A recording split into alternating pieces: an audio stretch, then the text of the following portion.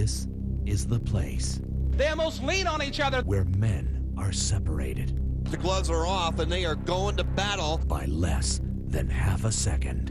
Side by side. Here they come to the quad oval. It's Bobby Hamilton, Mike Skinner, and Bobby Hamilton will win the EasyCare 200. 2 years in a row. Bobby Labonte, they hit again. It's Bobby Labonte. Ron Hornaday goes across the start-finish line just inches in front of Bobby Labonte. Now, the Craftsman Truck Series returns to Atlanta for the second time this season. Only now, the stakes have been raised. Ted Musgrave, new points leader, is primed to capitalize off Dennis Setzer's Martinsville troubles. Oh, crash off turn 4. Big damage to the point leader. Setzer, dethroned after commanding the series since late June, now has to claw his way back with only 4 races remaining. One thing is certain. Another captivating show around the mile-and-a-half oval is due. The only question is, who will battle, door to door, wheel to wheel, for the checkered flag? Get your cameras ready. Race 22 of 25 starts now. They touch. They bang. It's going to be a photo finish. Holy cow, what an ending to this one.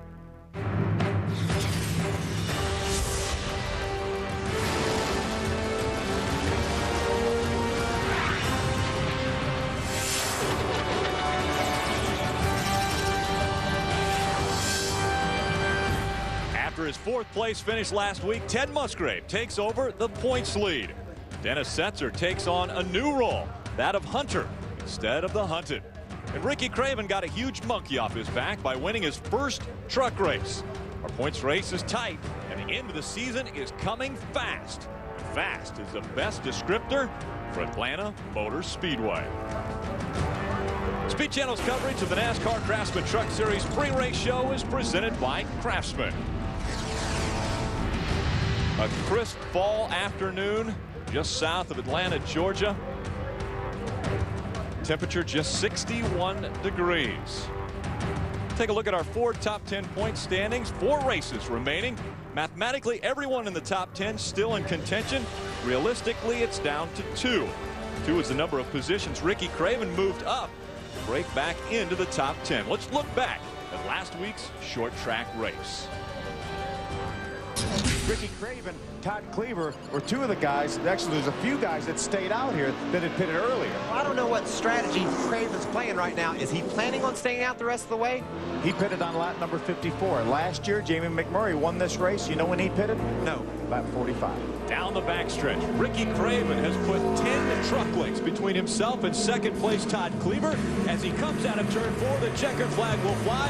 The Kroger 200 goes to Ricky Craven. Wow, that's a great story, man. I'm so happy for Ricky Craven. Nice job, Ricky Craven. Nice job. I really appreciate you never giving up. This is what I wanted to do. I was looking to have some fun again, and today I had some fun. Let me promise you something. Everybody in the booth said you had horrible strategy today. I think you proved us all wrong. Ricky Craven is just starting his pre-race ceremonies. That win at Martinsville pushed Roush Racing above Ultra Motorsports, putting them at the top of the list for the most wins in the Truck Series.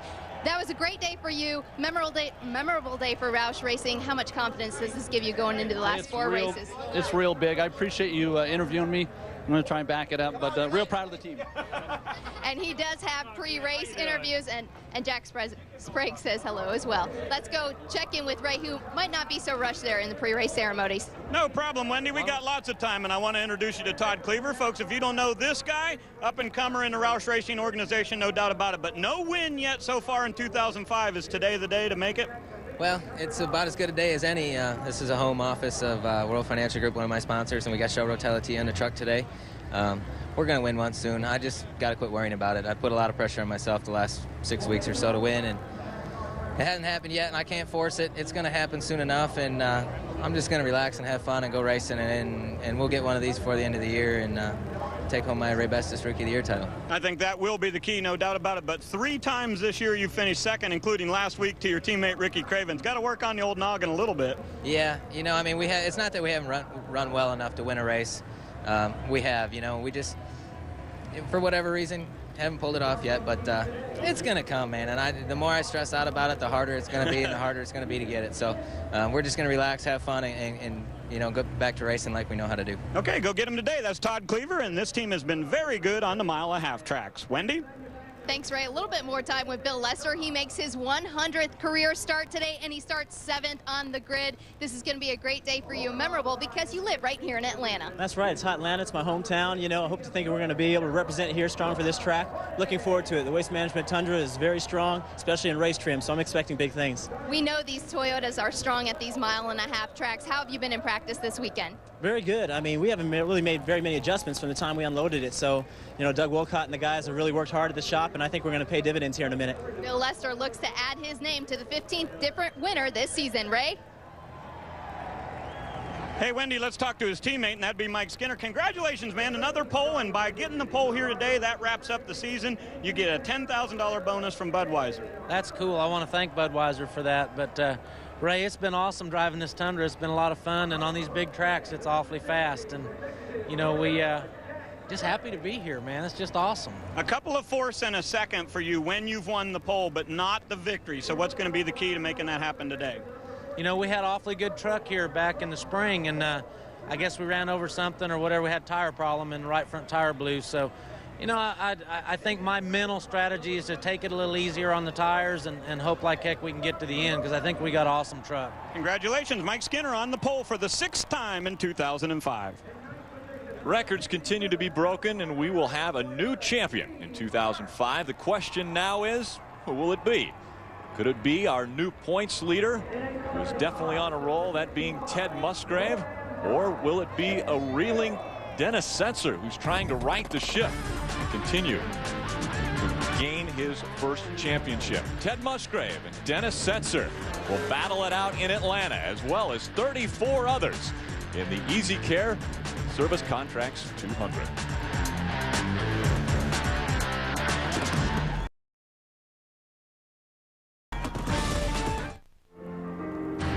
Speed Channel's coverage of the NASCAR Craftsman Truck Series pre-race show is brought to you by Craftsman, celebrating 10 years tough of the NASCAR Craftsman Truck Series. Leading the points is no easy task in the NASCAR Craftsman Truck Series. To some drivers, it means you have a target planted on your back. If Dennis Setzer is the hunted, then Ted Musgrave is the hunter, and right now he is hot. Second in points, second in the last race, and he's looking for his second victory of the year. But truck number 1 wants to be numero uno by the end of this race, but how difficult of a task will that be? Rick Crawford will lead them to the start-finish line. Kyle Busch on his outside, and we're underway with the Kroger 200. Just ask Dennis Setzer, who started in the back of the field. He was dealt the hand he was dealt. He had to start at the back. He's not going to take any chances. Sometimes starting in the back means dodging bad luck. Look at Setzer. Setzer spins. Out the back, out the south. Setzer almost into the wall in turn number 4. He actually makes some contact in turn 4 with the left front of that truck, and the caution will come out. They wanted to look at the left front because they were afraid that they've got that grill opening for the brakes clogged up a little bit, but it looked like it was clear enough to me. They put right sides on that Chevrolet for Setzer, and they'll go back to the track.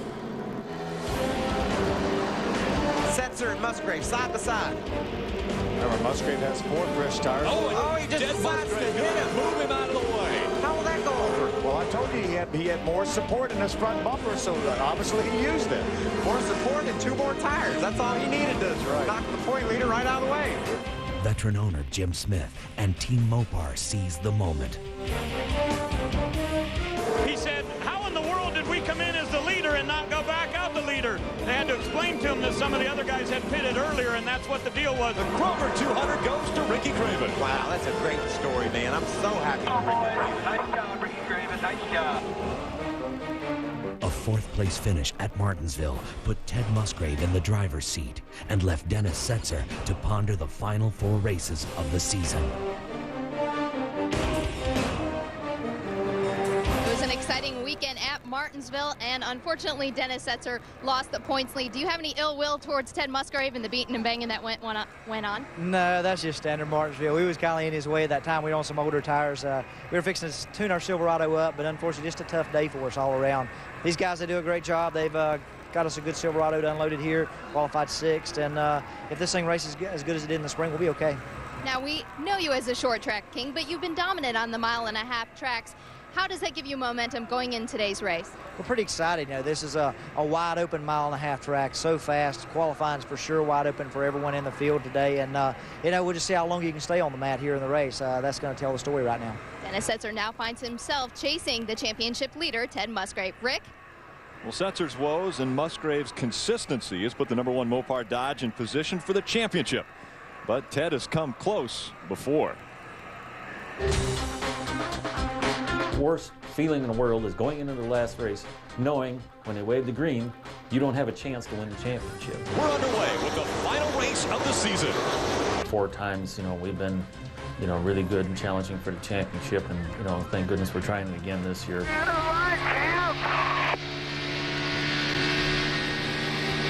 They blind flagged us. Why? To the left. They just told us Travis is a champion. Devastating news for another team in the NASCAR Craftsman Truck Series.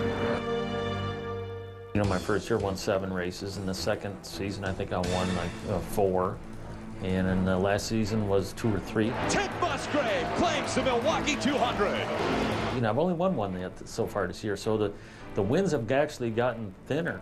He's led all but 2 laps. Consistency on my part has been doing well, and that's why, again, I'm up in the point standings again. Well, Jimmy, I think Jimmy Smith may be celebrating a little bit prematurely there, because the black flag was definitely out for Ted Musgrave. And to win the championship for him, I think it'd be a great honor, it'd be a great thing to do for him. And for my guys, like I say, because they've been sticking with me and they've been doing really, really well.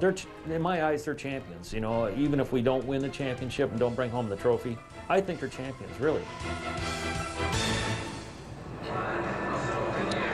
Well, Ted Musgrave has had a great season, back in the point lead right now, but we've had 6 races so far this year on a 1.5 miles, and no victories for you yet, but you got a great starting position today. Can you win this race today?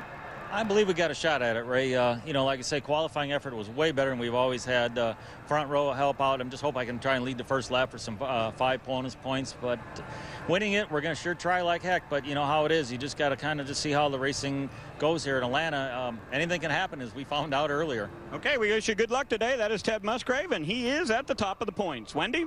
Brandon Witt finished 3rd last week, and now he starts 3rd here in Atlanta. Brandon, how's your truck at this kind of track? RDW Boogity Grill Toyota Tundra is very good. We went testing during the break in between Vegas and Martinsville, and I think we've got our 1.5 mile program picked up very well. So hopefully we'll stay in the top 5 today and repeat what we did at Martinsville last week. All right, good luck to you. Let's go back upstairs. Gorgeous afternoon for racing. The trucks are covered up, but they will be uncovered shortly as the drivers have been introduced to a great crowd on hand in Atlanta. Racing fans have come from all across the country to watch the tough trucks grace the high banks of Atlanta Motor Speedway. Because Kane never could, so I always put all my blood and sweat on the line. 'Cause I do what I feel, if you don't think I will, say I won't.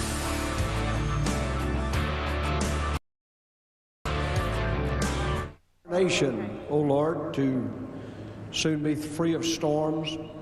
Bless our competitors and our fans today. Thank you for the sunshine. In Jesus' name, amen. That was Bill Brannon, our chaplain here at Atlanta Motor Speedway. And now, ladies and gentlemen, please welcome from Mercury Nashville Records, Julie Roberts, as she performs today's national anthem.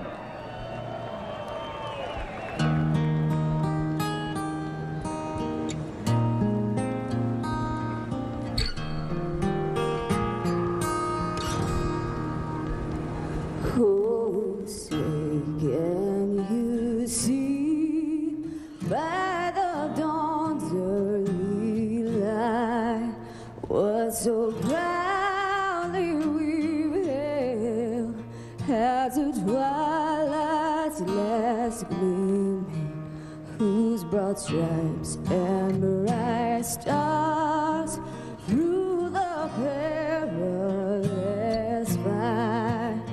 O'er the ramparts we watched were so gallantly streamed, and the rockets' red glare, the bombs bursting in air, gave proof through the night that our flag was still there. Oh, say does that star-spangled banner yet wave o'er the land of the free and the home of the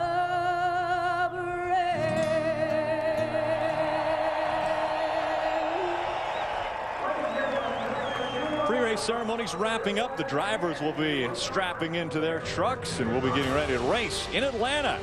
The two previous ones have come down to the final 10 feet before the finish line. We'll see if that happens again today.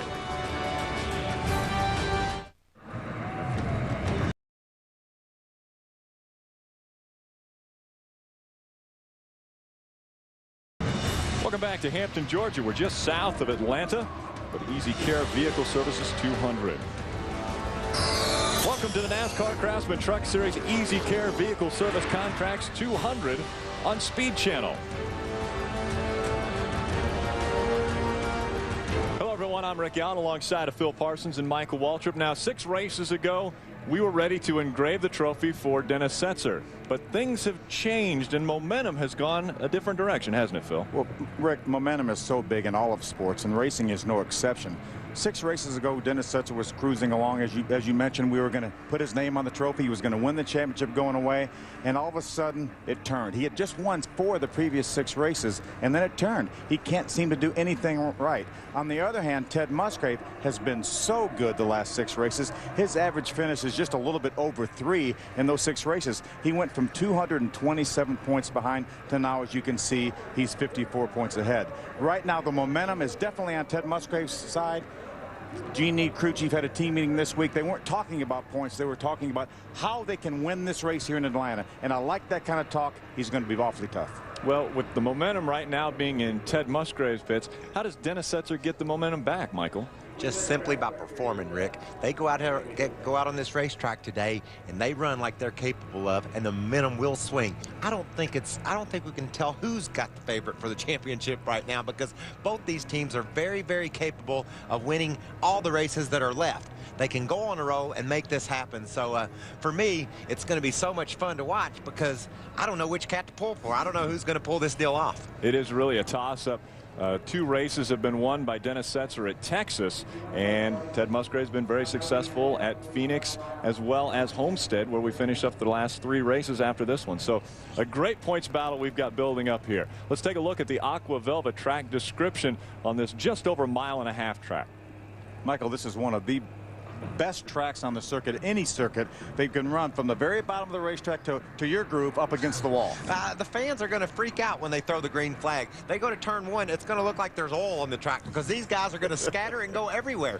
Guys will run literally, they can run 4 trucks wide in a turn, and you'll see that before today's over. And then also bump drafting. You know, you really get in all these tight packs, you want to bump the guy ahead of you and help him get that position so you can move up as well. That's a dangerous game to play, especially at a place here like Atlanta.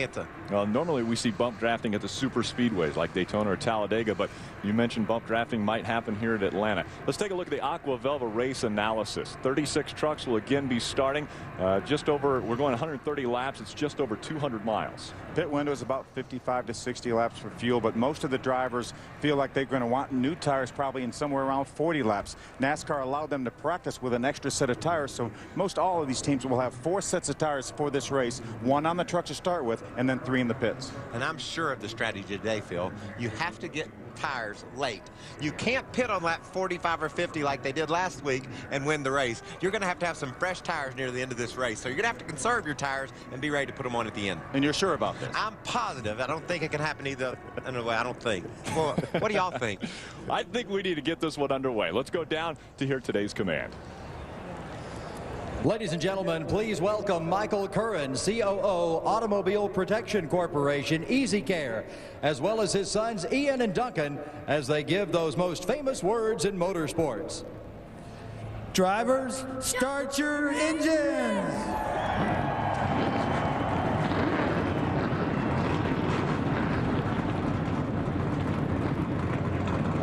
Engines are fired up. The drivers all strapped in. They will be making a couple laps around the track before we get the green flag. Who will win in Atlanta? We've had 2 different winners so far. Will we have our 3rd today?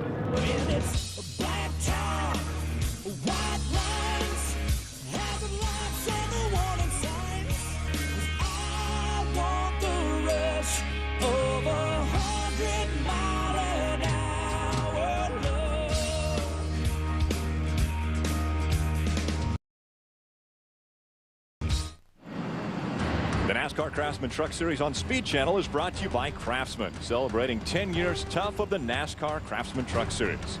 By Ford F-150, built Ford tough. And by High Endurance Oils from Mobil, official lubricants of NASCAR.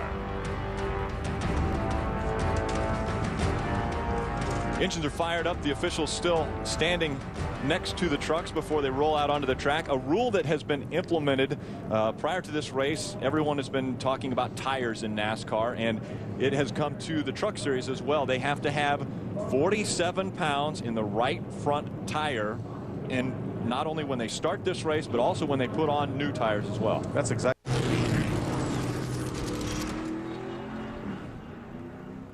This is the place They almost lean on each other. where men are separated. The gloves are off and they are going to battle by less than half a second. Side by side, here they come to the quad oval. It's Bobby Hamilton, Mike Skinner, and Bobby Hamilton will win the EasyCare 200. 2 years in a row. Bobby Labonte, they hit again. It's Bobby Labonte and Ron Hornaday goes across the start finish line just inches in front of Bobby Labonte. Now, the Craftsman Truck Series returns to Atlanta for the 2nd time this season. Only now, the stakes have been raised. Ted Musgrave, new points leader, is primed to capitalize off Dennis Setzer's Martinsville troubles. Oh, crash off turn 4. Big damage to the point leader. Setzer, dethroned after commanding the series since late June, now has to claw his way back with only 4 races remaining. One thing is certain. Another captivating show around the mile-and-a-half oval is due. The only question is, who will battle, door to door, wheel to wheel, for the checkered flag? Get your cameras ready. Race 22 of 25 starts now. They touch! They bang! It's gonna be a photo finish! Holy cow, what an ending to this one!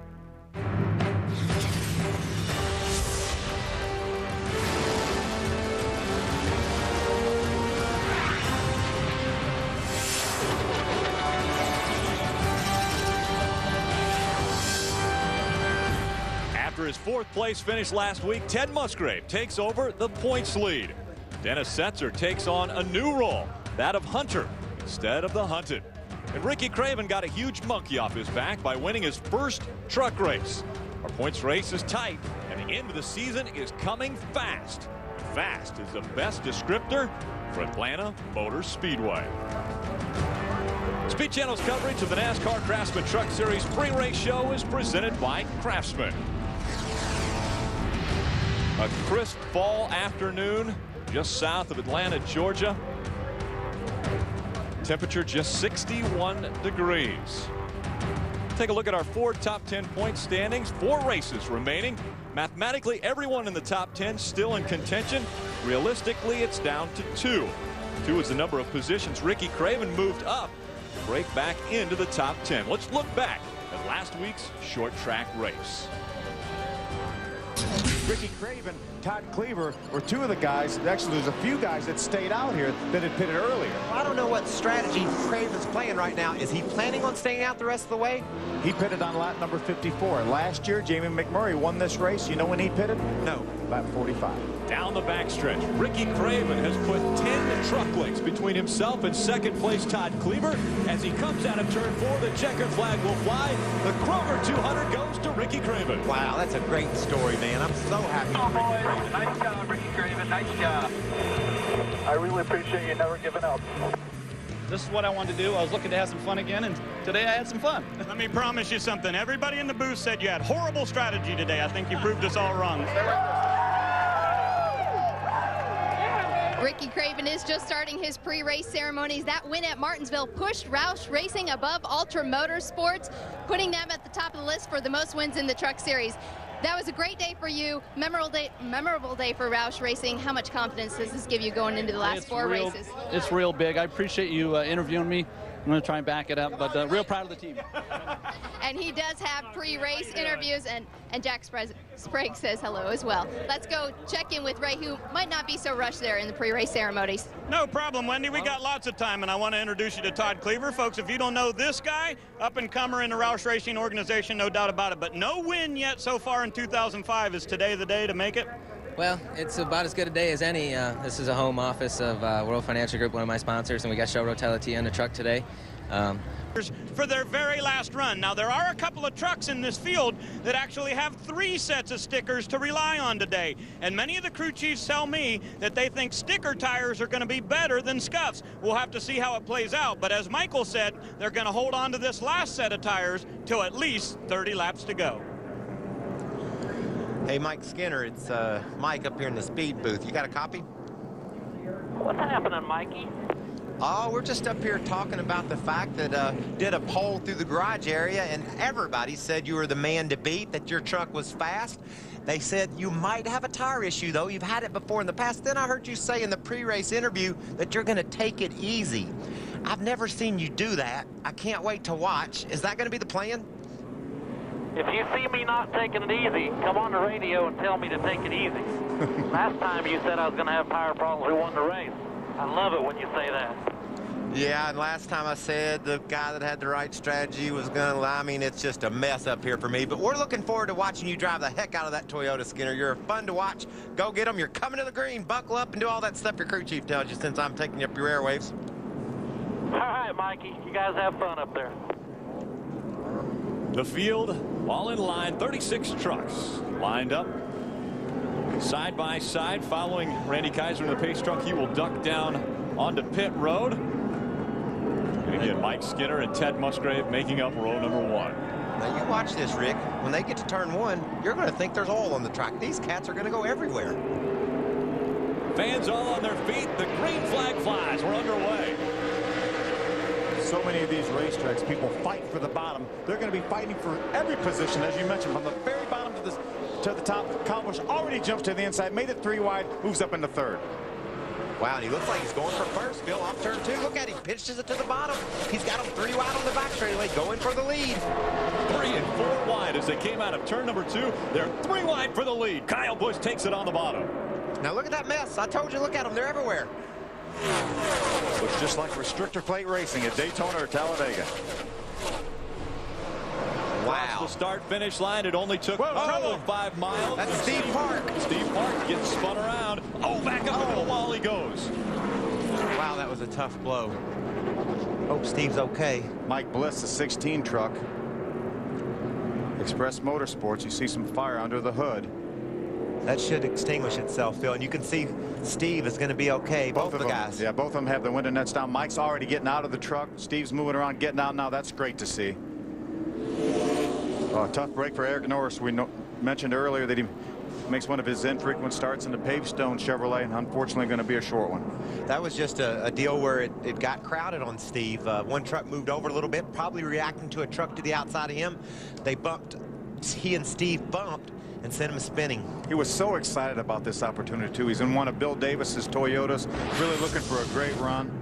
Here's another look at it. See, Steve's on the inside. They're right inside of 10 feet. They make just a little bit of contact there. and it spins him around. Unfortunately, he's not able to stop the truck before he moves back up the racetrack. Then, as you mentioned, a hard hit from the 16 of Mike Bliss. Looks like they're going to stop the race, guys. A lot of you see all the debris flying around the racetrack. There's another view. Look on the inside. Blue and white truck number 67, Steve. He just got a bit of a tap, just enough to turn his front end left towards the inside wall, and hard contact. And he had to know that was going to hurt, Phil. He slid for a long way, knowing that nothing good was going to come of it. You can see him getting on the inside of Fedewa, and Fedewa just adjusted his line just enough to mess Steve up. I mean, Tim he didn't even know Steve was there. He made a small adjustment in his line. Steve had to react to that. Boom. Gets into the side of him and wrecks. Yeah, it wasn't a situation. Here comes the impact. You can watch slow motion. God. Wow, look at the 16 and truck buckle. Look at the damage to the left front corner of that 67 truck of Steve's. Violent. Thank the Lord for the safer barriers. Pretty hard hit by the 07 of Eric Norris, too. Obviously, the 16 of Mike Bliss, the 07 of Eric Norris, had absolutely nowhere to go. Steve Park came along and slid back up the racetrack right in front of them. Steve had no control at that point either. Well, let's see what Rudiman saw from his truck. This is going to be a dramatic picture of what happens. You can see Steve just up ahead there, getting sideways.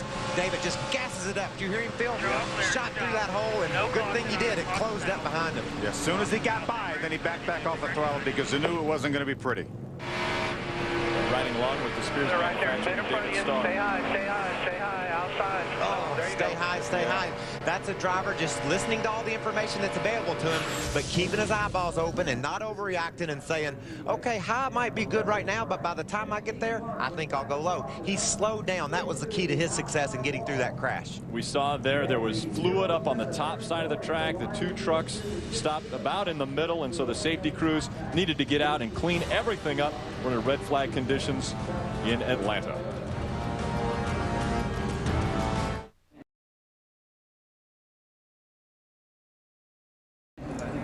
Welcome back to Atlanta Motor Speedway. Red flag out for the EasyCare Vehicle Service Contracts 200. Michael, let's look at this. Closer look at this. Yeah, check the anatomy of this crash out, Rick.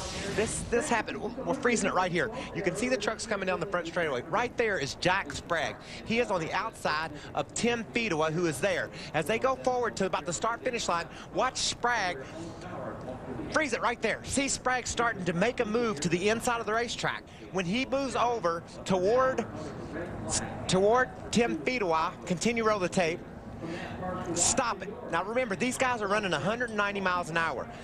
Right there at that point, Fedewa felt Sprague on his right rear corner, and he made an adjustment. He said, I got to get over to the left. Someone's out there. I'm just going to give him a little bit more room. There's no intent from Fedewa here to cut Park off, nor does Steve know anything's coming. But look, stop it. Look how much room is between these two trucks and what happens to Steve. When Fedewa moves over, Park doesn't know that's happening. He doesn't know that Sprague has moved over. That happened at the start-finish line. That was just how long it took him to react and how perfect of a storm that had to be in order for this accident to happen. And watch the impact. Golly, what a crash.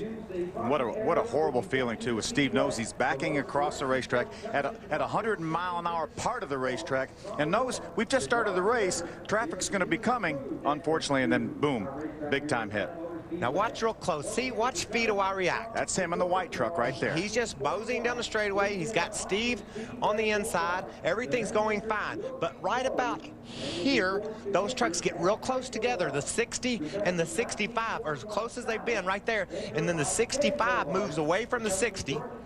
See him moving to the left right there? Just a sudden little move to the left, and it just wrecked Steve. And it wasn't a situation where Tim was going to push him down into the grass. There was still enough room there, but Steve wasn't expecting that little jog that Tim Fedewa made, and in response to what Jack Sprague had done. Again, we can't blame Jack Sprague either. No.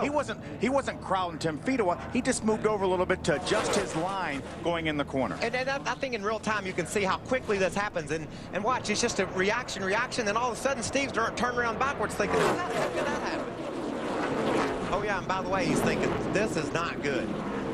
He knew he was going to back in the wall hard, even without any contact from trucks coming along into turn number 1. Watch this impact, Phil.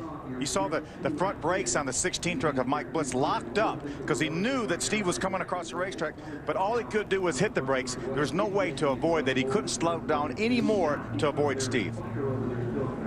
The pole was set today by Mike Skinner at just just over 182 miles an hour. That's how fast they're going around this 1.5 miles. Cleanup continues in turn 1 and 2.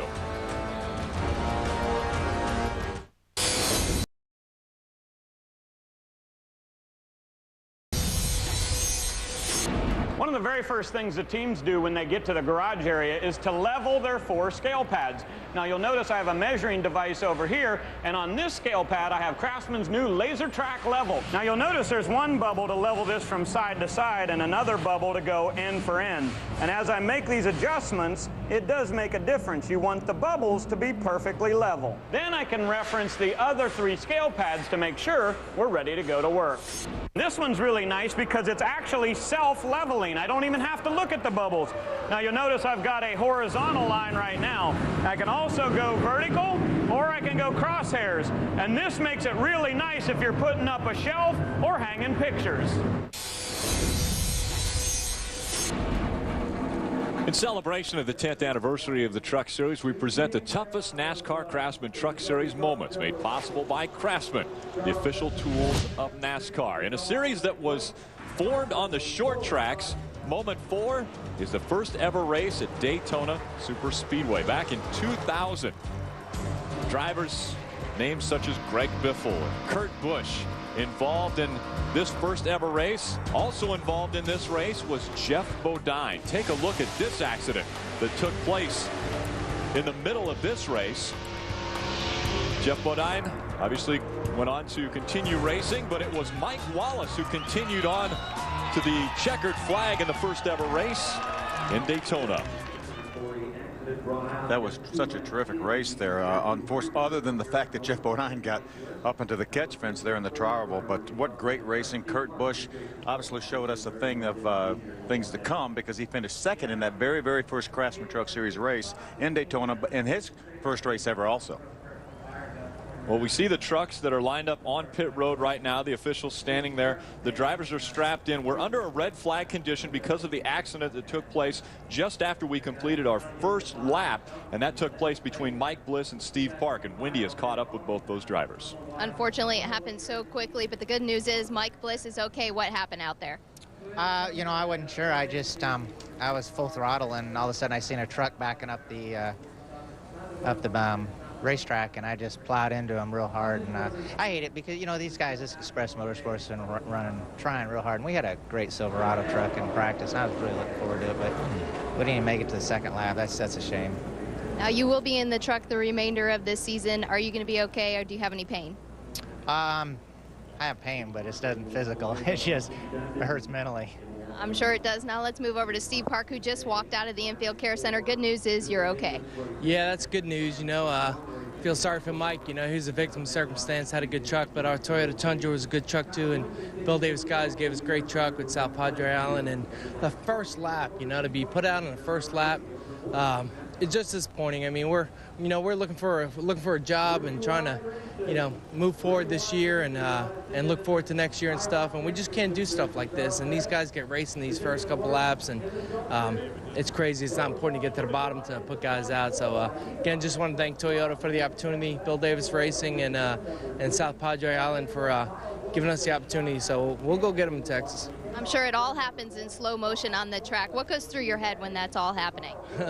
I probably couldn't say that on television, but you know, it's disbelief at first, and then it's just self-preservation. You know, you're just trying to keep your Tundra truck going in the right direction, and you know, going as fast as we're going, 190 miles an hour, it's hard to keep it down in the bottom. I mean, once we got to the corner, the truck just went up the racetrack again and caught up some innocent guys like Mike Bliss, and you know, just took a hard lick. Thank God I'm okay, and you know, we'll take the South Padre Toyota Tundra to Texas next week, and try to have a good run. I mean, there's nothing we can do. I mean, we're just trying to put things together and get a good run. And you know, we sit here talking to you, and we'd like to visit you, Wendy, but we don't like to sit here after the Infield Care Center and talk about it. The same goes here for you. I hope you feel better. Thanks, Steve. Rick?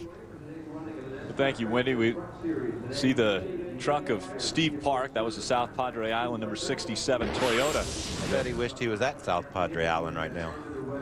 Sees him be coming down the front straightaway. It just happened so fast. Guys are just jumbling for position, and Fido I moved over after a reaction from Jack Sprague, and darn, it just turned Steve around in a terrible place on the track. As Steve mentioned, you're running 190 miles an hour, then it didn't look like he was going that fast on the apron of the racetrack, but when it started going back up the racetrack, then you could tell he was really still going fast. And as he mentioned, Mike Bliss had absolutely nowhere to go, nor did Eric Norris. When people ask me what it's like to run 200 miles an hour, I say it's nothing until you hit something, and then it becomes a real big deal. Or even backwards, then it really feels fast. You know, it changes your perspective as soon as you're not going in the direction you aim to be going in, and Steve certainly wound. You can see here, Phil, the whole track is wet. They had to come in there and soak down the speedway from all the fire retardant chemicals and materials they sprayed on those two trucks that sat there and smoldered a little bit. So we're still in for a little bit of a cleanup here as the jet dryers are heading down toward turn 1 to blow some hot air on those on the wet surface. We have some radio communications with really all the drivers. Let's see if we can talk to our point leader right now, Ted Musgrave, who currently sits in the 2nd position. Ted Musgrave, Phil Parsons, can you hear me? I don't know if I want to answer that one. Yeah, but Oh, thanks a lot there. Anyway, you managed to dodge one pretty big one there. It was behind you. Pretty hard hit. But how's that Mopar Dodge here? You've had a great truck in practice, had a terrific qualifying run. Looked like Kyle was wanting that lead early. I think all of us were trying to do that. It kind of surprised me he had that good jump off too.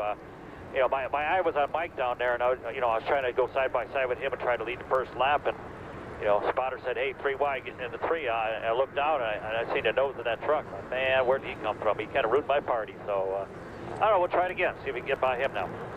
As you mentioned, your spotter told you there were 3 wide. So that, I mean, that's so important, because if you don't know that it's 3 wide and you take your normal line thinking there's a truck on the outside of you, just one truck on the outside of you going in the corner, then you're not going to leave any room down there on the inside of the racetrack. So how critical is that for your spotter to let you know that it's 3 wide? Well, it prevents a lot of accidents, that's for sure. Because yeah, I had no clue until he told me that.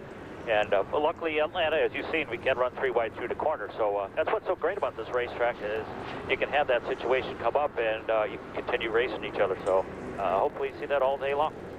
Ted, from up here, it almost looks like restrictor plate racing. You guys are able, as you mentioned, to run 3 wide, if not even more so 4 wide. Does it feel like restrictor plate racing to you?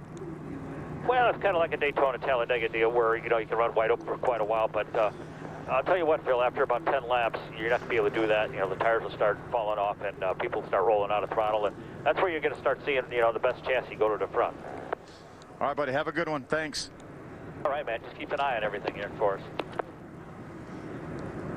Let's see if we can search down David Rudiman. He saw a whole bunch of that crash and was able to sneak through it. And we think he's got a really fast truck, and that'd be a shame not to ever find out.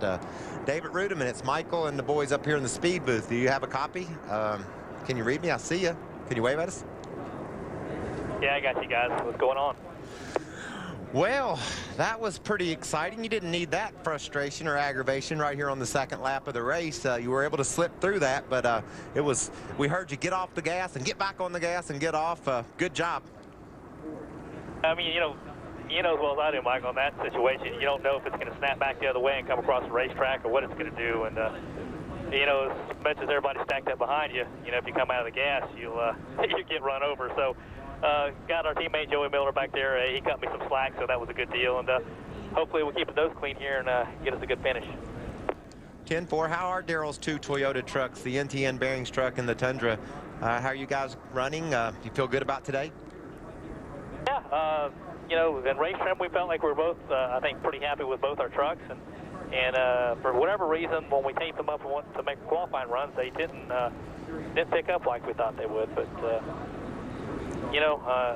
concentrating on race setup anyway, so I still feel like we got a pretty good piece here. So hopefully we'll get to run some laps here shortly and see what we got. Skinner says he's going to take it easy. Have you ever heard anything like that before? He said he wasn't going to push that thing. I've never seen that out of Skinner, but he didn't lead the first lap. Are tires a concern? Are you going to take it easy, or is it just pretty much flat out from now on? Well, Bobby Kennedy's kind of telling us that for the race, he feels like you're going to have to start treating this place a little bit like Darlington, in the respect that you tire pressures and some other things that we're doing because the place is pretty abrasive. So, I don't know about Skinner. That guy, he's set on kill when he leaves pit road, he's up on the wheel. But you know, I think we made some adjustments there. We should be able to, you know, we should be able to run pretty hard there, but you have to be smart about it and have to move around. Hopefully try to move to the top here, see if we can save a little bit of tire. See if we can get up in the Michael Waltrip group a little bit here later on, see if we can go to the front. There you go. Well, you did a good job at Charlotte up there in that groove, running the old corn dog car. So you finished there and persevered. Today could be a whole lot like perseverance as well. So good luck, and we'll see you down the road. Hi guys, you take it easy. Well, we see the trucks on the apron of the pit road there, as also we can see the great crowd on hand. What a beautiful facility this 1.5-mile track is. Atlanta Motor Speedway. One of the tracks that all of the drivers look forward to coming to because of such great racing on the track, but also of the facilities. They've done such a great job here. Bruton Smith and Ed Clark, the president of this track, have continued to make this just a wonderful place for drivers to come and race, as well as fans to come and visit. And they have really had their hands full since July 6th. Now, July 6th, a tornado came through the area, and this is some of the carnage that took place during this tornado. And you see the roof ripped completely off of the press box area, and we see debris everywhere. They have worked for so many hours. Over 350,000 man hours were put in to make sure this track and this facility was ready for this weekend's event. And we really have to commend everyone that was involved in that. Rick, I saw a lot of pictures of the tornado damage here, and I said there's absolutely no way that they can get all this work done in time for us to have a normal race weekend. And as we drove in yesterday, it was almost like the only difference you could see is the fact that they have a new road coming from the interstate, which is a blessing for this racetrack. But Ed Clark and his entire staff are to be commended for what a terrific job they've done, and all the people. Obviously, there were hundreds that worked on this facility to get it back ready for this weekend. It doesn't look like anything ever happened. Let's see if we can talk to some other drivers. I'd like to talk to Bobby Labonte, who has so much experience here. Let's see if we can get him. Hey, Bobby Labonte, Phil Parsons, can you hear me? Probably 100 yards, top to bottom. I hear Bobby's talking right now, I think. Let's see if we can get him. Bobby Labonte, Phil Parsons, can you hear me? That would be correct. Bobby, you've won a lot of these races here. You've won 6 times in the Cup Series. You came so close last year. After spinning early on in the race, does that Chevrolet Silverado have what you need to get back to victory lane here? Well, I hope so, Phil. Obviously, we haven't got to run very much, but I feel pretty comfortable in it, and it was really good practice. Randy, Goss, and all the guys did a great job, so hopefully it'll pay off for us, and maybe we won't spin out this time. Your teammates to Dennis Setzer, who's fighting for this championship here, how much have you two guys shared information, and are your setups similar, or are you a little bit different? We're probably closer to the same than some other guys are on the Chevrolet side of the camp, that we know what they got, and but we probably drive a lot alike, and I think our setups are, obviously pretty close, and we have almost the same springs in it. I mean, it's probably, if I got his truck and he got mine, it'd be probably drive the same. So we have a lot of that similarity in driving and a lot similar setup. So hopefully it'll be good for both of us. Bobby, obviously these trucks are quite a bit different than the Nextel Cup cars, but you are on the same tire at the same racetrack on the same weekend. How much of a preview of tomorrow is this race going to be, and is it going to help you prepare for tomorrow's race? I hope so. Obviously we've got less horsepower down the straightaways, but we've got more downforce in the corners, so we go faster through the corners, and the speeds don't fall off as much. But I was just sitting here thinking about this. It's a good thing you brought this up. I'm thinking at Charlotte Motor Speedway, they should use the same asphalt that they got here, because the speeds fall off enough where you got 3 wide racing. So, but it's a great racetrack to race on, and hopefully we can learn something today to pay off for tomorrow too. All right, Bobby, appreciate it, and have a great run. Okay, copy. Bobby Labonte, there you see his Chevy Silverado, and riding on the hood is Julie Roberts. Julie Roberts sang our national anthem during our pre-race ceremonies, and even though Bobby Labonte has probably more experience than anyone here, Julie Roberts and Bobby Labonte were talking a little strategy prior to the start of this race. I'm sure she's enjoying the fact that she's involved with NASCAR today.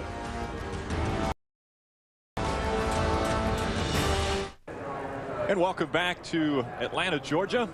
Atlanta Motor Speedway, again, under red flag conditions as the safety crews and track officials continue to clean up the debris that took place in turns 1 and 2, and this is why. You can see trucks just racing 3 wide down the front straightaway. A reaction from Tim Fedewa to Jack Sprague moving over. He moves over. Steve Park didn't see it coming, was just in the wrong place at the wrong time. Steve's along for the ride right now. Cannot keep the truck on the bottom of the racetrack. Slides back up right in Mike Bliss's path and then makes some pretty hard contact. That crash right there shows you why everybody is so much looking forward to the arrival of the carb tomorrow. That came so dangerously close, Phil, to being a T-bone right in the driver's door. Look how close that is to making contact in Steve's door. And there's not a ton of room in the cars or trucks these days. They're going to get bigger, they're going to get safer, and we'll rest a lot easier knowing that we'll have a better shot at surviving an impact like that as we go forward. And the reason we've had such a long delay here is because NASCAR has decided to clean off the racetrack, and they've actually washed the racetrack down because there was a lot of fuel that came from Mike Bliss's truck. So they washed down that corner so the fuel does not eat up the asphalt, and now they're trying to dry it and put Speedy Dry down on. It won't be just a matter of a few more minutes till we get this racetrack cleaned up and back underway. But NASCAR did a great job here trying to get this racetrack clean for these competitors to run 190 miles an hour. Because, you know, when the race started, when they got to turn 1, what they do? They went everywhere. So there's no way to figure out where they're going to head. So they just got to clean the whole track up. Well, one guy who's always been nervous towards the end of a race has been the crew chief for the #1 of Ted Musgrave. That's Gene Needon. We've caught up with him really at the beginning of the race. Wendy? Of course, he's naturally calm right now because we've only had 2 laps of racing. Now, what do you tell Ted during this red flag? What do you guys do? Is he getting impatient out there? Yeah, he wants to get home and cut his grass in Florida or something, so he's kind of in a hurry there. And then Jim's been talking about Ted painted his house in Florida and in North Carolina, so I think Jim's trying to get him to come paint his house in California. That's about all we've been talking about. All that serious talk going on. Now, I know you've only had 2 laps of racing. Has Ted said anything about the grooves and where we can see the one truck go around the 15? Nah. He just get going here and see what happens. All right, let's check in with Ray Dunlap. Well, thank you, Wendy. Sitting here with Eric Phillips, and he's, of course, the crew chief for Dennis Setzer. Guys, a really bad week for you guys last week. What all did you do at the shop this week to try to get everybody to rebound and say, let's go forward in these final 4? I really didn't have to do a lot. These guys, they've dug all year. We kind of started out the year putting ourselves in a big hole and had a heck of a stretch there in the middle of the season. And we've faltered a little bit here the last couple of weeks. I don't think we could do anything right last week. We tried and kept having to go to the back. It doesn't seem like anything we could do was right. So we just regrouped, fixed that truck. We're going to take it to Phoenix. The guys are probably back there today finishing that thing up. They dug really hard. And these guys here got this Chevy Silverado ready and come down here, win loaded. We're pretty fast. Had a really good qualifying effort for us at a 1.5 mile racetrack, and see what we got for the end of it. Let's talk about tire strategy a little bit. I said at the top of the show that you guys had a couple of sets of scuffs here. Other guys told me that stickers were going to be better, but have you set up a game plan today of how many laps you'd like to go before you pit each time? I mean, 30 probably be the best scenario, but I mean, anytime you run more than 20-30 laps, they're going to want to put tires on this thing. You know, try to save a set for the end, I think. If guys got a set of tires left with 20 to go and the rest of us are out of tires, they're going to beat us. So you got to kind of be smart here at the beginning, see if you can run some laps on these, preferably 30-40 laps, and see if we can save a set for the end. Okay, good luck. That's Eric Phillips, crew chief for Dennis Setzer, guys. Well, those are your 2 players in the points championship right now, Ted Musgrave and Dennis Setzer. I think I've nailed the strategy for today. Do you hear them, Phil? They're on pit road echoing what I said in the booth. You've got to save a set of tires for the last 20 laps. So you're sticking with that. Hello, Mr. Obvious, first-time caller. Maybe that's how simple that is. Let's look at the points as of now. Ted's stretched it out a little bit more. Yeah, good sound, too. We heard the trucks fire up here. They're getting ready to get back on the racetrack, but it's awfully early right now. Ted Musgrave's currently in the 2nd position. Dennis Setzer's in 6th, but both of those trucks were involved in that race-ending battle here in March, that Ron Hornaday ended up edging Bobby Labonte. So, you know, 2 laps to go in that race. We had no idea which one of 6 trucks was going to win that race, and I would not be surprised to see us see the same thing today. And Wendy, what's going on down there on pit road? Well, obviously Kyle Busch is out there out front. I'm with his crew chief Richie Waters. Richie, what's been the conversation during this red flag? We ain't said a whole lot. He's just been real patient here. I think he's sleeping out there. He ain't said nothing really. He just went, you know, to the front there quick. He had a little opening, so we'll see what we got. We had a good truck yesterday, and we just got to keep the tires under it all day. we had a little problem with the right rears wearing real bad yesterday, so he just wants to stay out front and clean air all day if he can and ride. All right, good luck out there for the remainder of the race, Ray.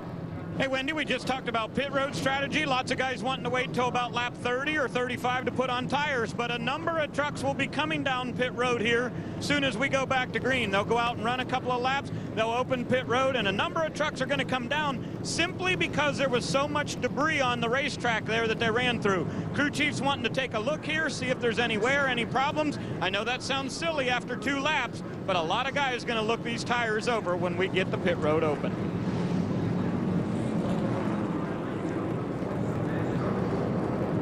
We talked to Richie Waters and Kyle Busch now out in front of this field. Quite a few different sponsors on that truck. One of the events that he is also promoting is Sound and Speed, which is a unique event that's going to combine drivers and cars of NASCAR with the stars of country music. A 2-day event, January 13th and 14th. It'll be a combination of NASCAR with music, and we've seen that quite often. Michael, you've had different music stars on the hood of your truck when you've driven in this series. Just enjoy the crossover. The fans, the demographics match up perfectly. When we go to Nashville and get to hang out with Gray, it's like saw Julie Roberts standing down there on the start-finish line. Anytime those folks show up at the race, it's fun for us drivers, and I think SunTrust is a presenting sponsor for that event up in Nashville. They're a partner of Sprint and SunTrust are partners in the promotion of Sound and Speed, and should be a lot of fun. Julia Roberts sings, "I can't wait to break down. It's too late to turn around." You think that's what she and Bobby Labonte were talking about? I think this red flag has lasted too long. About 10 seconds too long, because that's about as much as Michael got in there. They're going to split the proceeds for Sound and Speed between Victory Junction, Gang Camp, and the Country Music Hall of Fame and Museum. So a great event, Sound and Speed, taking place January 13th and 14th. I just was kind of full of myself because I got this pit road strategy down so good. And what is your record so far this year? Well, but I feel real good about it right now. I mean, so I broke out in song. I'm sorry. That red flag, 30 minutes and 7 seconds. That had the truck stopped on pit road, and you're talking a little bit about the emotional part of this race, and we see Bobby Hamilton now bring the Bailey's Dodge down and get some tires on that truck.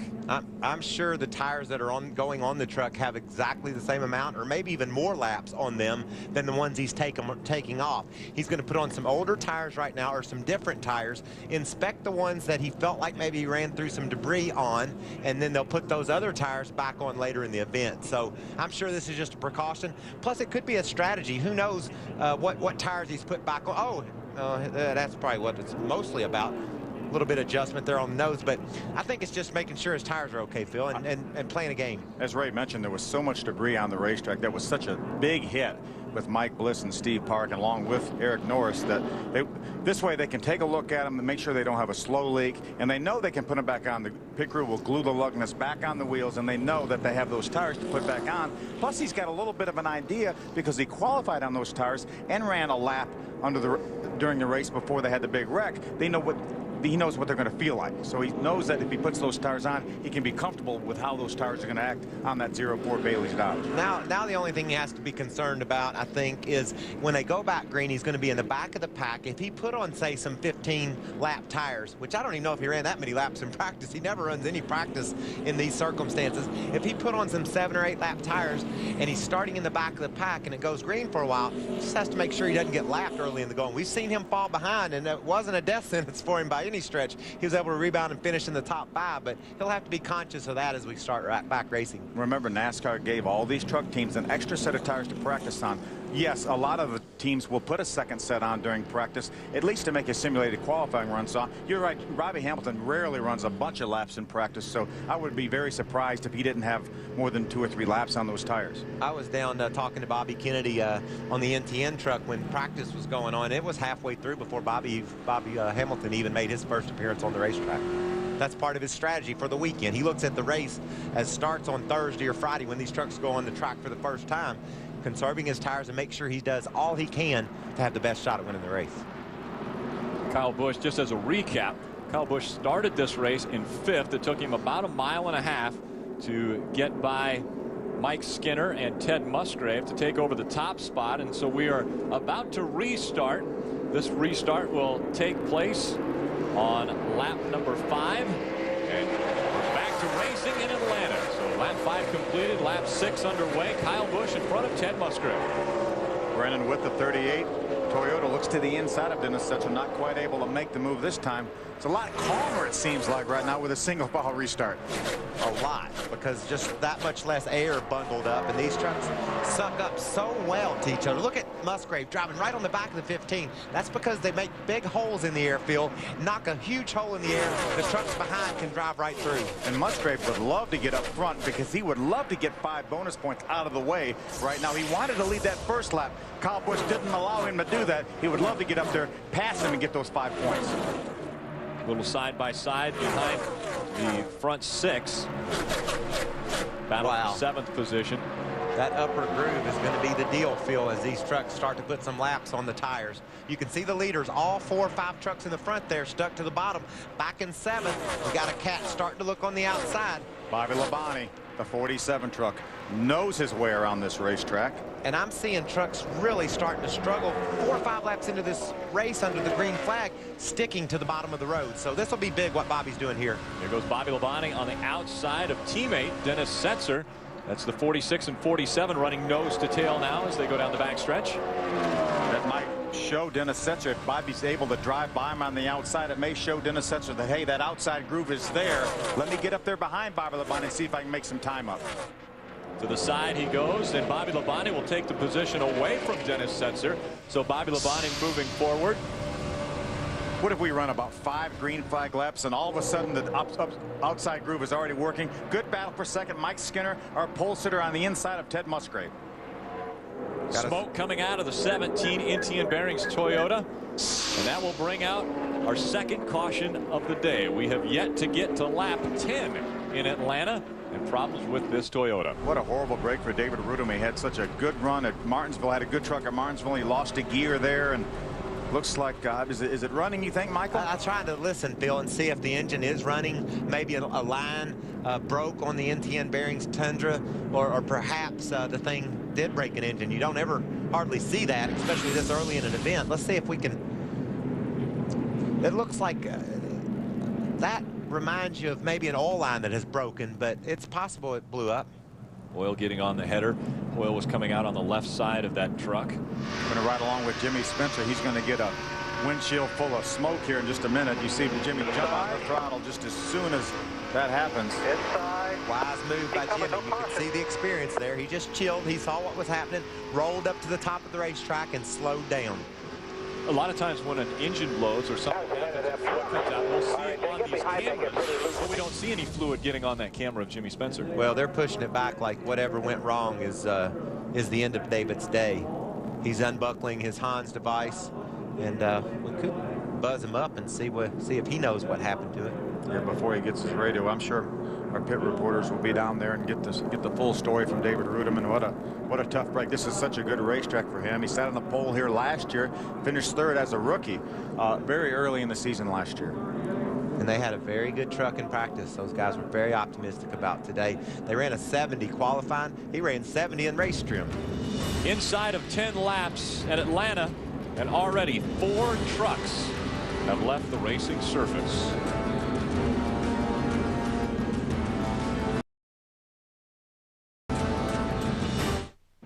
Welcome back to the NASCAR Craftsman Truck Series on Speed Channel. Let's go down to pit road and Wendy Venerini. This is the worst thing David Rudiman want to see, especially on this 1.5 mile track that he's so good at. What happened? Are you done? Yeah, you know, something broke in the motor there, and I can't say anything negative about Toyota. I mean, we've been doing this 2 years, and this is only the second one I broke. So they give us great horsepower all the time, and when we go to Texas, I know we'll have a good one. It's just disappointing for NTN Bearings, and I mean, these mechanical failures have just taken us way out of contention, and pretty disappointing. David Rudman said it best. Rick? Restart on lap 13. Kyle Busch in front of Ted Musgrave, Mike Skinner, and Bill Lester running in the top 5, as is Todd Cleaver.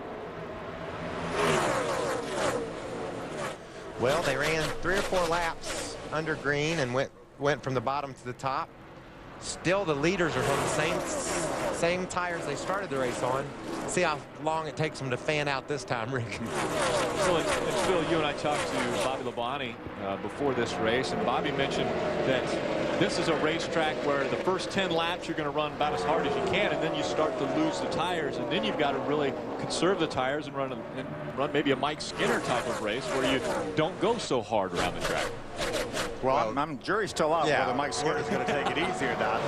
We can't seen that. No, we can't get with you on that right now, Rick. Time will tell if that's going to be a possibility. This is the guy making the move, and he's doing it on the top of the racetrack.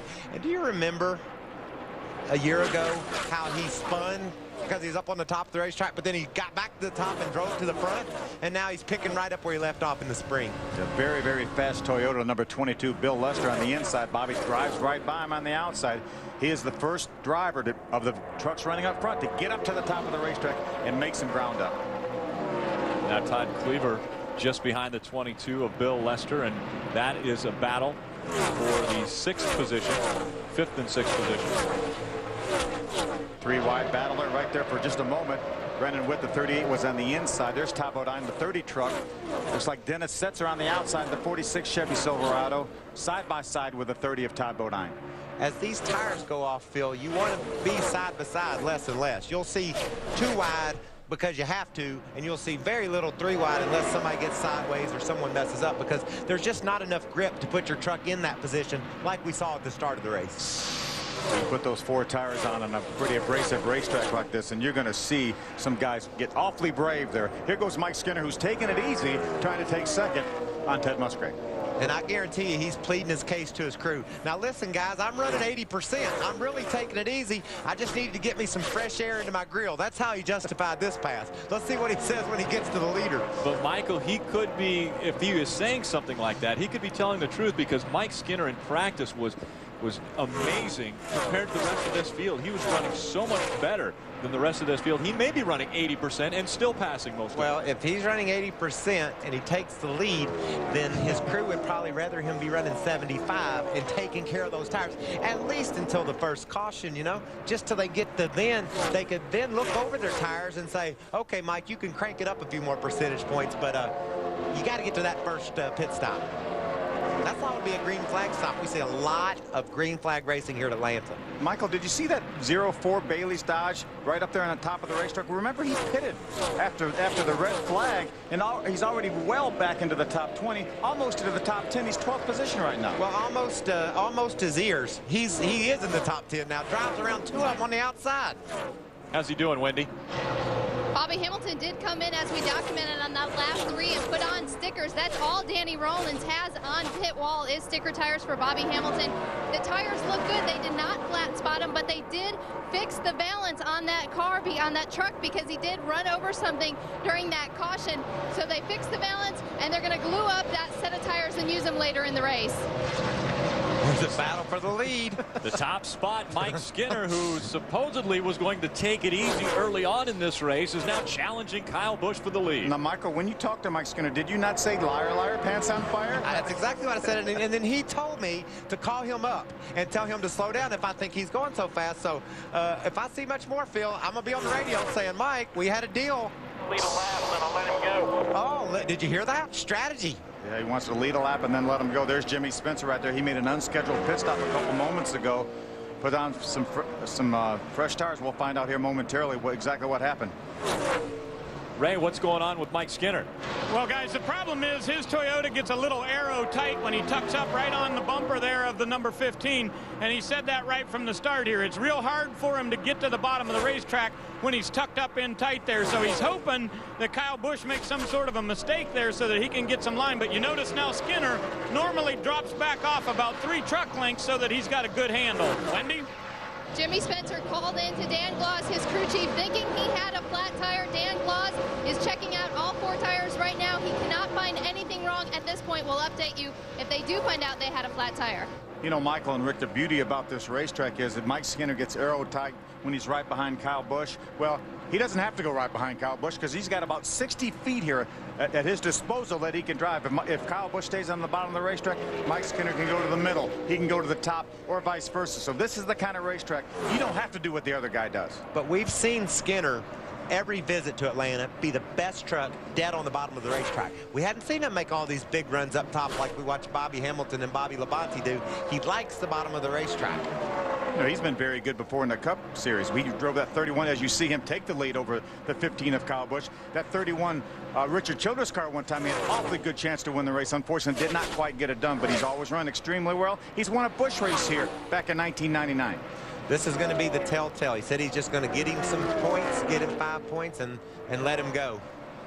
We'll see if that takes place. Todd Bodine in that number 30 and the 47 of Bobby Labonte battling for the 4th position. Todd Bodine started 13th, has moved up and battled into 4th since our lap 13 restart. We're getting a report that Jimmy Spencer's crew were not able to find any flat tires, so Jimmy obviously felt something. Unfortunately, was not a flat tire. It's going to really put him at a big deficit. He's now being shown 1 lap down. And he danger of going 2 laps down. Then that's the real death sentence, Phil, because that takes the free pass out of the question for a while. That clean air must be pretty good for Mike Skinner because he hasn't looked as though he's going to relinquish the top spot to Kyle Busch.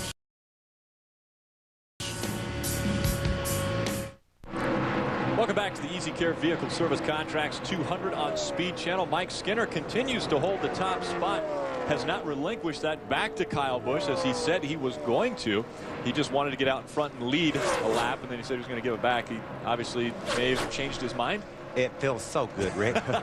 Golly, it feels good to be in front of a race. We were running over there at Charlotte, and tire problems galore, and we were out in front. I thought, I don't care. Let it blow. I got to lead. Race car drivers want to be first. There's a battle for 5th. That's Bobby Labonte and Todd Cleaver. Cleaver on the inside. And as they go across the start-finish line, it's Todd Cleaver getting the nod as far as moving ahead. That was 7/1000th of a second that separated those two. He's been close to a tighter finish than that. Wendy?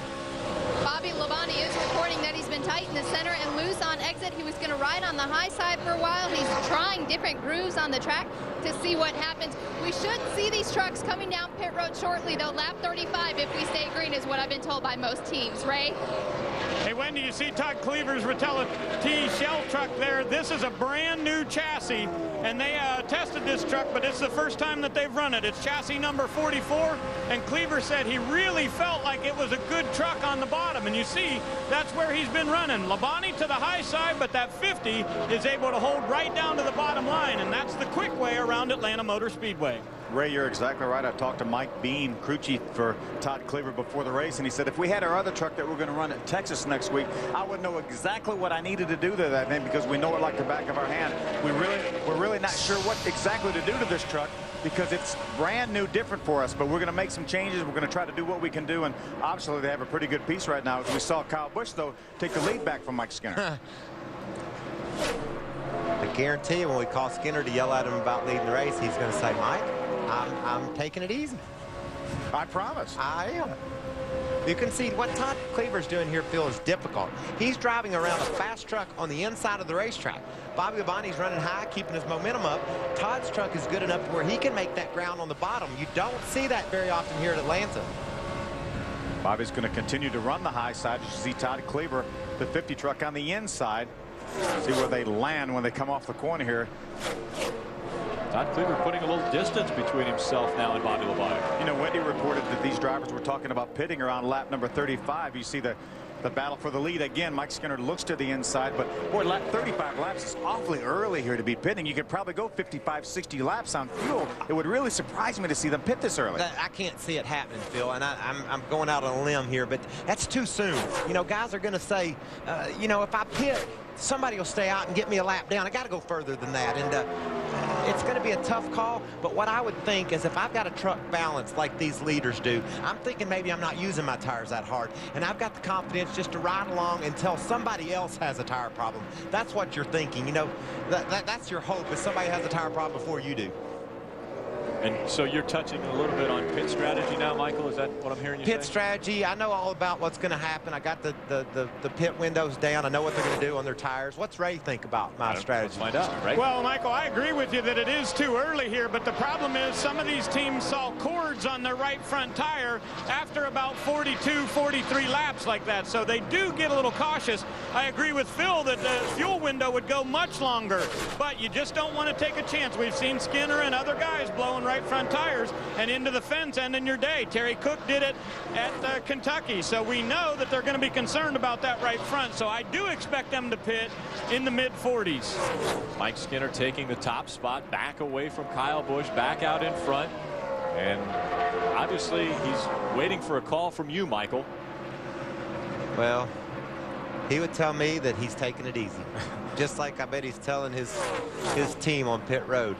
Now, these trucks have slowed down about a second and a half to 2 seconds just about throughout the field here. So that's obviously how much give up these tires have and fall off. So I know the drivers were screaming right now. They would love to have new tires, but they don't want to take that chance like we talk about to get a lap or a lap and a half down and then the caution come out and be so many trucks on the lead lap. This cat here in this 50 truck, he's running the bottom, Phil, and he's still running the bottom, and he's one of the fastest trucks out there. I like what I'm seeing out of him for today. You get a truck to work perfect on the bottom, it's going to outrun the one running around the top. There's no doubt about it. It's shorter. But Michael, is he wearing his tires out more? Will he be in a situation where that truck's going to fall away faster than, say, Todd Bodine, who's running the high side of the truck? No, they've already fallen off as far as they're going to fall. What would be a question is whether he's wearing his tires more by taking a shorter route around the track. My answer to that, Phil, would be that the groove on the bottom is probably slicker than the groove up top. So your tires aren't chewing the ground as hard. You go up top to find fresh pavement. That's harder on your tires. So I think he's the truck right now. We got to look at the guy that they're going to have to deal with before this race is over. That was for 4th and 5th. This is 6th and 7th right here. That is the 23 of Johnny Benson making his way around the 47 of Bobby Labonte. And so Johnny Benson moving toward the front, now in 6th position. Johnny had a good truck in practice. He qualified in the 14th position. He's been a little bit quiet so far, but he's making his move now towards the front. He's already up to the 6th spot. We've had 14 different winners so far this season. The two that are up front that have not won as of yet, Todd Kluber in the number 50 and the 23 of Johnny Benson. Wendy? What's amazing about Johnny Benson, he's finished second 4 times in his career, which ties a record with Ernie Irvan in the Truck Series. Now, Johnny and his crew did bring a brand new chassis here, number 73, and they did test it. Johnny said he feels good about his truck. He's been able to run just about any place he wants it. That's another strong truck you see there, Phil. The 99 of Ricky Craven. You talked about momentum. He won last week in Martinsville, and he is driven into the top 10 and is really fast right now. You knew Ricky Craven would be up around the top. He loves running the high line. I talked to Ricky right after qualifying. He said that, it felt so good at Martinsville last week. He said, well, I needed it so much. Obviously, it's no secret he's not going to be back with Roush Racing next year. So he's obviously auditioning for a job. And he said the phone really rang this week. So that's great to see. Wendy, what's going on with the 99? The 99 did not test here, so they decided to use the 50 setup from the spring race. And according to John Quinn, the crew chief, he said it's worked out just good. So they did borrow the 50 notes from the spring on Ricky Craven's truck today.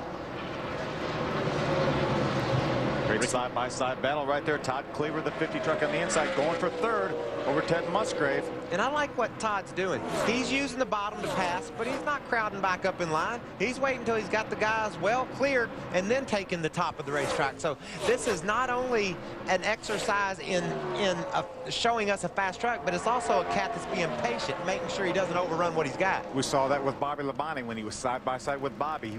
He made absolutely sure that he was completely clear of Bobby before he pulled back up in line. As we see Johnny Benson, the 23 Toyota, also moved by the one of Ted Musgrave. Looks like Musgrave's struggling right now. Yeah, but these are fast trucks. They've been the fastest trucks throughout this whole mid portion of this first run. They've really come to life and driven around some good guys. Our points leader in the Mopar Dodge number 1 there has dropped back to 5th position. Wendy, what's going on? He is getting a little bit tight, but the biggest problem on Ted Musgrave's truck is that he has a chattering right front tire. He feels a pretty good vibration in that truck. They're just waiting to see what all the other crews are going to do on pit road before they goes. It blew out, Wendy. The right front tire just gave way for Ted Musgrave, and so problems with that truck, and that means the caution will come out. Or when Wendy said that he felt a vibration, I was going to say, Michael, it's time to pit now. Don't wait. Come in the pits now, and bam, the tire blew before you could get in. Now that looks pretty bad, Phil. I'm wondering, with the safer barrier and the fact that he had slowed down quite a bit, if he can recover from this. Watch him. He's obviously knows something's wrong. He's got that vibration. Then the tire goes. He makes, again, without a softer wall, that would have been hard contact. But he may be able to patch that truck up, see if his toe's not too far out. Another look at it right here. As you see Jack Sprague, the 60 truck, go underneath him. Pretty significant contact, though, Michael, even though it's a softer wall. And we heard Gene Need, his crew chief, say, all right, guys, survey the damage. They are running for a championship. They are the points leader, 54 points over Dennis Setzer. They've got to get this truck back out onto the track for points purposes today. They're not going to like what they see when they survey the damage. What I'm looking at, Phil, is look at this left rear tire right here. It's hanging out the left side of the truck. That means the track bar, panhard bar in the back has bent. The rear end is shifted over. Maybe some trailing arm damage. You see the right front tire now is doing some significant damage to the bodywork, as they often do. But we've seen these trucks get scarred up pretty good, and I remember. It's a high-speed racetrack, though, to have that much damage and be able to run at 190 miles an hour entering these corners, too, Michael. And at the start of the show, we talked about bump drafting and how this is similar to a Talladega or a Daytona. So aero is very important here at Atlanta. Well, I'm thinking about minimizing the loss. You know, what can that team do right now to get as many points as they can today? They're 40, 50 points ahead in the points. They just need to survive this race. If that had been a concrete wall instead of the safer barrier, he'd be in the garage area right now fixing brake rotors and A-arms. But maybe that safer barrier and the fact that he has slowed down so much will allow them to persevere today. One of his crew members went back and what you had talked about on that rear end was checking out the right rear. It looked almost as though some of the body was getting very close to that right rear. He was probably trying to pull some of that away from the tire. Out in front of this field is Mike Skinner, who has taken over the top spot from Kyle Busch. Let's go down to pit road and Wendy. Kyle Busch already has 2 wins in the Truck Series this season as he comes to a stop. 4 tires, no adjustments on Kyle Busch's truck. They are putting on 1 lap scuffs on his truck. Ray? Wendy, it'll just be air pressure adjustment for Mike Skinner and his Toyota Tundra. You see him on the top of the screen. Now Todd Cleaver brings his Ford in on the bottom of the screen, and they are going to add 2 rounds of wedge on the right side. So they go down there for the wedge. This will be a 4-tire stop for these guys. They continue to go to work. You see that Skinner already has his work complete. He's on his way down pit road. It'll be a battle. Skinner gets off pit road first, then it's the 15. Cleaver with a little bit of a hang up. He'll roll off pit road about 7. Tough pit stop for Todd Cleaver, losing positions. Came in 3rd position. Oh, I'm sorry. That's all right.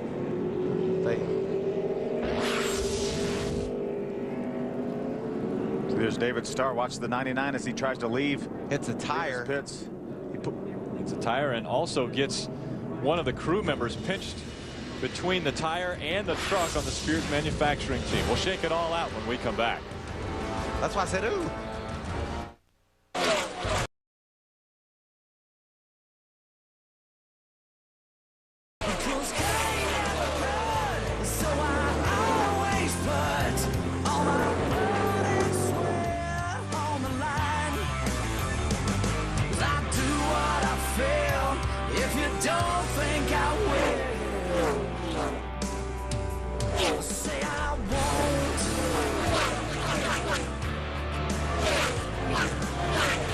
Drama continues in Atlanta.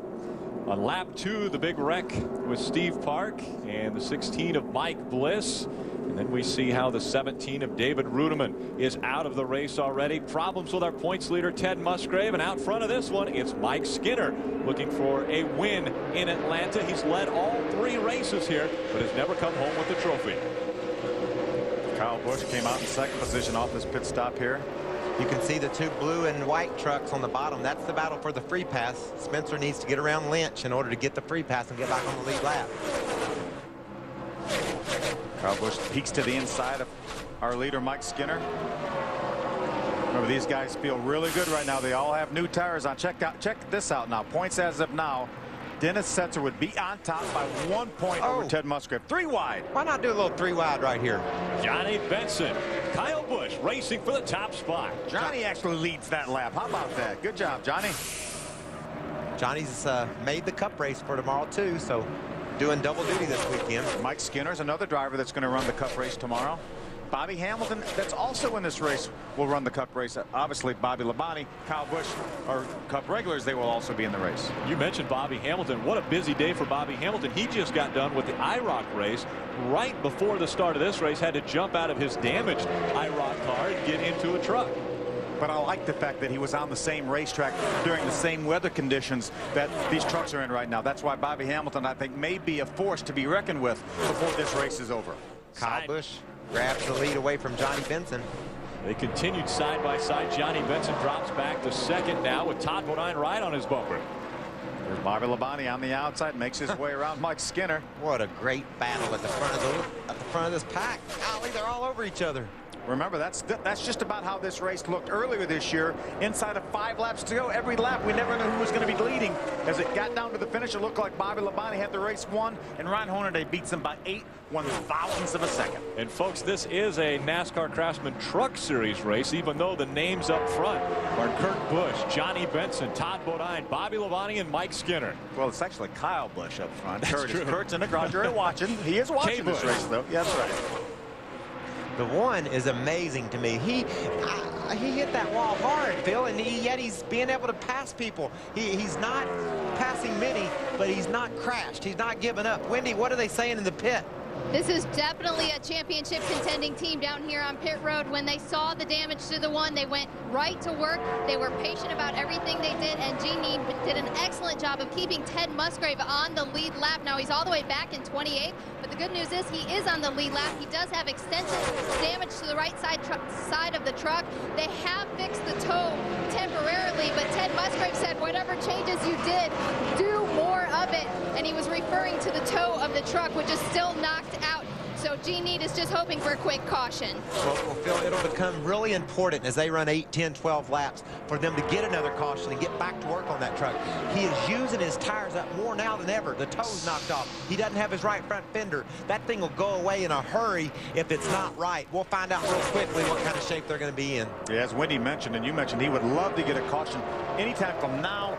You know, as soon as he can get one so they can get back in, work more on that truck. We've seen Gene Need and his crew do miracles for that truck. We've seen him move the rear end housing around and come back and win the race in California. They know how to fix that truck. They've assessed the damage. They've made what repairs they could make under that previous caution flag. Now they need another.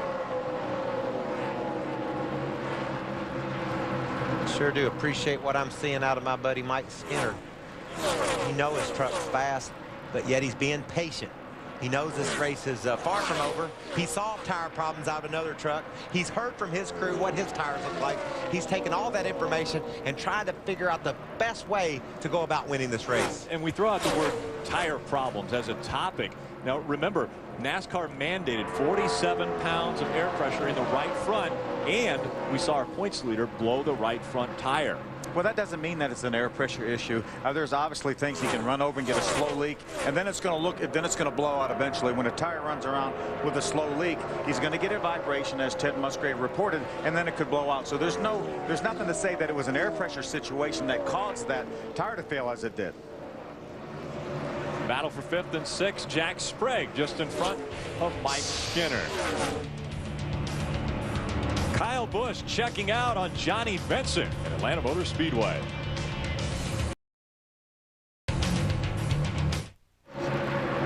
Welcome back to Atlanta Motor Speedway. Kyle Busch now in second, just behind Todd Bodine, but he actually backed off to give Todd Bodine that position because he had a problem. Let's take a look.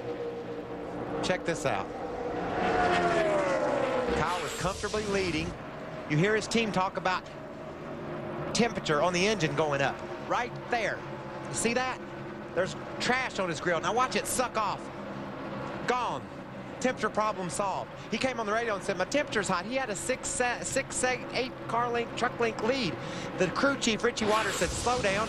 Let the 30 or the 23 suck it off of you. And I'll be darned if it didn't work. Those crew chiefs are kind of smart, aren't they, Michael? They are very smart. You can really appreciate it when you get a good one. Somebody that can tell you something like that little bit of information, and then you go do it and it works, then you become like a dog. You say, well, what else? What do you want me to do now? I'll do it. I don't care. How do you want me to get by that 30 truck again? Look at Ted Musgrave on the inside. That's Scott Lynch just in front of him in the Orleans number 62 Dodge. I'll tell you, he's running with some great trucks. There's Ron Hornaday, who won this race in March. You've got Bernie Lamar and Kevin Harvick's other truck. There's Regan Smith, the 06. There's Bill Lester behind Ted Musgrave. I'm telling you, Ted Musgrave's going to the front. And I can't believe, you know, they talk about tough trucks. That's a tough truck. It ran into the wall hard. And from what I've known in the history of racing, he was in the garage area fixing that thing. But because of the safer barrier and because he got it slowed down a little bit as we go to a battle for the lead, look at him sideways up in that thing. He's fighting that steering wheel. We've seen that before. The truck on the inside loses some air, gets a little bit loose. Kyle Busch has to back off of it. Now look at the 47. About to go by the 15 of Kyle Busch, and so Bobby Labonte moves to second just behind Todd Bodine. See, Kyle drove in the bottom of the racetrack that time in that corner, was not able to keep it down. They slid right up in front of the 23 of Johnny Benson. That slowed Johnny down enough to allow the 60 Toyota of Jack Sprague to get beside him. These guys are all over it. So Todd Bodine takes over the top spot from Kyle Busch. When Kyle Busch has problems, has to back off because he has debris on the front grille, and we see Ted Musgrave back in front in the point standings of Dennis Setzer by 14. Again, that debris causing Kyle Busch to give up the top spot. Ray? Hey, Rick, I think it was interesting that you guys noticed that the crew chief had seen that, but you have to be able to see it in order to make that call. Remember, in the spring here, Todd Cleaver actually got a clear piece of tear off the windshield on the front of his truck, and he overheated the engine, and he blew up the engine, didn't even know it was there. So whenever it's something you can visually see, that helps a lot. And it looked like a piece of a tear-off that was on the front of that truck of Kyle Busch's as well. Look at those guys battling for the lead. Todd drove up and cut Bobby off, so Bobby thinks he's going to heat up that rear bumper a little bit as they go down the back straightaway. Bobby's running the high line. Todd's kind of tucked in the middle. There's Bobby Labonte looking on the high side of Todd Bodine as they come out of turn 4. Jack Sprague looking up underneath Kyle Busch with Johnny lurking. Brandon Witt, another strong run, and there's that Ricky Craven dude. There's Jack Sprague, the 60 truck right there, the silver and black number 60 Toyota. Jack Sprague, he is so good in this truck series, so good at every racetrack, and this has probably throughout his career been his nemesis. He's only had one top 10 finish at this racetrack in all the divisions that he's raced, Cup, Busch, and trucks, and that was an 8th earlier this year in the number 16 truck. He's got a great run going this time, though. This front is just tightening up. They're squeezing together, Phil, from Todd back to Craven in 7th. It's less than 2 seconds. Well, again, we mentioned earlier about Ted Musgrave blowing the right front tire. They were mandated. They had to have 47 pounds on the right front. NASCAR mandated that. Now, Wendy, has there been any crew chiefs making any calls as far as if that wear is a little bit extensive since that first break? The only truck that looked like they were having bad tire wear, the right front cords were showing, was our leader, Todd Bodine. He was the only truck on pit road that had issues with their tires. I checked in with the remainder of the trucks running up front. The rest of them were pretty neutral and had no issues except Todd Bodine. Now, is that why Todd Bodine is running on the high side of the track now? He's just trying to drive that truck to keep it in the lead. You know, Todd, he's going to go like heck, and he's just trying to keep it in the front. He's getting heated up really big time by Bobby Labonte. Labonte to the bottom. Bobby's been on the top of the racetrack this entire race, and he's going to make the pass for the lead on the bottom. Bobby Labonte takes over the top spot, and we see up in the left-hand corner of the screen the 75 of David Starr. Now, on that last break, we talked about how Ricky Craven was coming out of his pit stall, and one of his crew members actually got a little bit hurt as he was trying to avoid the 99 of Ricky Craven. Let's look at that. The 75 of David Starr is in the pits right in front of the 99 of Ricky Craven. You see Ricky leaving. There was a tire sitting there, and the tire was forced up underneath the 75 truck, and it took the catch can man's leg with him. You see him right there trying to dragging his leg. He's obviously treating it a little bit gingerly. Ray, what's going on down there, bud?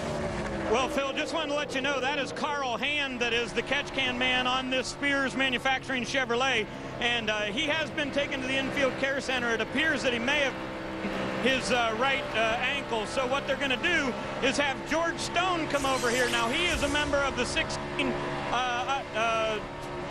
truck, and of course they got out of the race earlier today because Mike Bliss got in that wreck. So George Stone will come over and fill in for him, and it looks like Carl Hand will not be back for the rest of today's race. So David Starr's crew member suffering a little bit of an injury as far as working on the pits today. Battle for second. Todd Bodine just in front of Jack Sprague. The 30 and the 60 going at it now. So unusual to talk about Jack Sprague being in anything other than a Chevrolet. 200 and some career starts in the Truck Series, 3 championships, a bunch of wins, and they've all been in Chevrolet. Last week at Martinsville was his first time ever in anything but a Chevrolet, his first race in Jeff Weiler's Toyota, and he's got a great run going here. Down on the bottom of the track, we've talked about the preferred line, the shortest distance, obviously hugging that white line, and that's the line that the 60 of Jack Sprague has chosen to take. Looks like he's going to drive that thing to the front, Phil. He's been making some good moves around Johnny there. Todd's up back on the back of Bobby. It's almost like Todd backed off a little bit, cooled his tires a little bit to make another run at Bobby Labonte. We saw Bobby drive by Todd on the bottom of the racetrack. Now Todd's going to return the favor, try to do the same thing. We're getting on up there to about the same amount of green flag laps, Phil, that we had on these trucks when Musgrave blew that tire. So now these teams on pit road, their minds are churning. They're saying, what do we do? This is about how many laps Ted blew his tire. They know how their tires look. We could see pit stops in the next 5 to 10 laps. I'm sure these crew chiefs are alerting their drivers, hey, let us know if you feel the slightest vibration. Whoa, a little bit tight right there between the 30 of Todd Bodine, the 60 of Jack Sprague. Jack takes over the second spot right behind Bobby Labonte. That's the top 4. That time by, they were separated by less than 0.3 of a second. And again, the top 4 trucks separated by that amount of distance. Look at Jack Sprague wants that lead. He wants it so bad. He wants to win more races this year. He felt like when he got with his team and Tony Furr, the crew chief, who he has a relationship with, he says, I think we can win races before the end of the year. Well, and we've seen him drive straight to the front. Jack always has speed. He's always fast. Been some problems this year getting to the finish, but today he's definitely looks like he's got the truck to beat at this point. Jack Sprague on the bottom of the track, Bobby Labonte on the high side. That's a battle for the top spot as they go down the backstretch.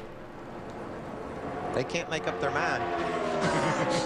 One of them likes the low line, one of them likes the high line, and they come out side by side, and there it goes. Look at that run on Jack. Good run through the center of the corner. Let's see if he can keep that momentum. If he pulls up in front of Bobby, he does. He gets the lead. Takes the pass, and so Jack Sprague becomes the 7th different truck to lead this race. Will he be able to drive off from him, Phil? We've seen guys get to the front, and that changes their truck a little bit, and the guys running 2nd, 3rd, and 4th close up on them. Be interesting to see if Jack can get that thing to the front and leave it there. Here's a cat that had some trouble on pit road, the 50 of Todd Cleaver. He's making his way back to the front. He had the fastest lap of any truck on the track last time by. He just picked off Kyle Busch and drove up to the 6th spot. Yeah, Ricky Craven, meanwhile, his teammate has taken over the 5th position. This is 2nd, 3rd, and 4th. Wow. Bobby Labonte, Todd Bodine, and Johnny Benson. There goes JB on the inside. He'll take over 2nd. One of these guys is going to try the bottom. If 2 of them go to the top, the other one's going to the bottom. And in the meantime, you don't see the 60 truck of Jack Sprague in that shot. He is driven away in a hurry. Now is he driving a little too aggressive right now, because we talked about tire wear maybe going away about this time? He might very well be, and we've seen that out of Jack before. He likes to go. I'm telling you, there you see the big lead right there. There's Jack Sprague. I think if I was Jack Sprague, I would back off just to keep those guys behind me. Yeah, he's outrun him a half a second that lap. That's not necessary right now, Phil. We're going to see green flag pit stops if it stays this way. We'll be back for more.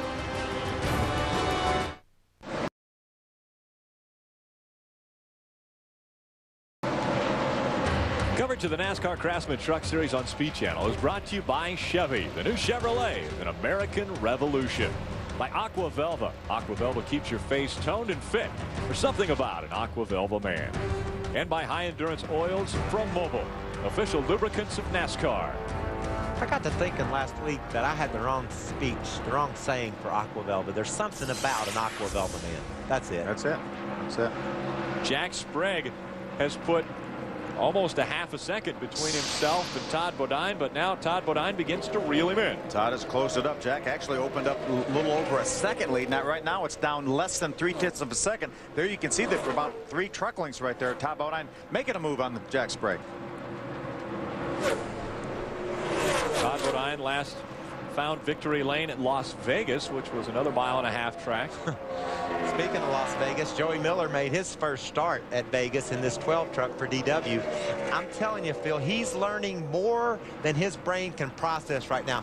Watch this line he's running. This truck looks real loose to me, and he's running right out next to the wall. That's tough for a young cat. This is his second start. That's tough for a young guy to figure out how to do. He got up to Terry Cook, has no options, no way to really get around him. Terry's running high too, so he decides he'll go a little higher. That worked out great right up to when he hit the wall. You see him wiggle right there, got a little bit loose. I didn't see him hit the wall right there. I think maybe it worked out great after all. That's a great move. That shows you this kid knows what he's doing. He got himself in a position, drove around Terry Cook, and made up some ground. Watch, he's going to try to do the same thing here to the 14 of Rick Crawford. These are good trucks. This young guy's passing, showing that he's got the skill it takes to be competitive. And as you mentioned, Michael, for a young guy like Joey Miller who doesn't have that much experience to run that high line, and you're entering the corner here at 180 or 85 miles an hour, and you drive it right up to the wall, it's incredible that he's able to do that this early. Some guys don't get this for a year or two. Or forever, maybe. Right. It takes a little bit of a special commitment to figure out how to do that, because you know the consequences. You slip an inch and you're into the wall. We talked about momentum at the start of the show, how Ted Musgrave had momentum. Well, somebody who has the most momentum so far as winning is Ricky Craven, and now he's moved up to 4th position. We're hearing that there might be a problem with Todd Bodine's truck. Wendy, what's going on? A vibration on the 30 truck has been reported by Todd Bodine. Remember, we checked out his right front tires. Did have cords showing when they took them off the truck last time, so I'm sure they're a little bit nervous. Everybody has their guns, and they're getting ready, but no moves yet in the 30 pit about coming down pit road. Wendy, tell them to pit. Pit. Don't wait, Wendy. Don't wait. I'll tell you. He's running right up next to the wall. If you develop a vibration, it's probably not going to go away. It's probably there for a reason. So he does not need to take any chances with that truck right now. I think Todd Bodine needs to bring it to pit road, Michael. These guys are playing a little bit of Russian roulette right here, Phil. They're all hoping that it's the other guy that blows a tire, and that's what's going to I can't do it, Mike. It's bad. Wendy. You just heard Todd Bodine say how bad the vibration is, but Mike Hillman Jr. is saying 10 more laps. We're going to stick it up. A little too late. Okay, clear to come down. Come down quick. Come on down. We just got the outside wall, Mike. They didn't learn from Ted Musgrave. They did not learn from Ted Musgrave. Uh-oh, Skinner's on pit road.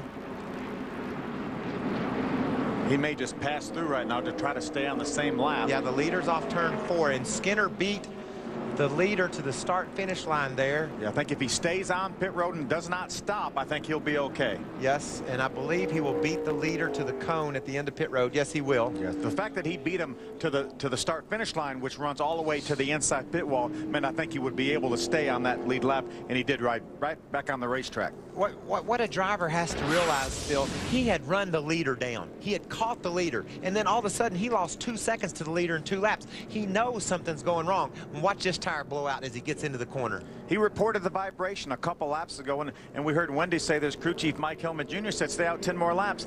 It wasn't going to happen. He wasn't going to make it 10 more laps. He didn't make it 10 more feet. And Todd knew it too. He said, I can't do that. And then moments later, the right front tire goes away. Fortunately for him, he was right up against the wall when the tire went down. And I think that's why he was running that outside line, because he felt that vibration, and he knows he's riding around there, as you mentioned, playing Russian roulette. The tire's going to go down. Uh-oh, we got a problem. We got a fire on the right front. Could be some brake.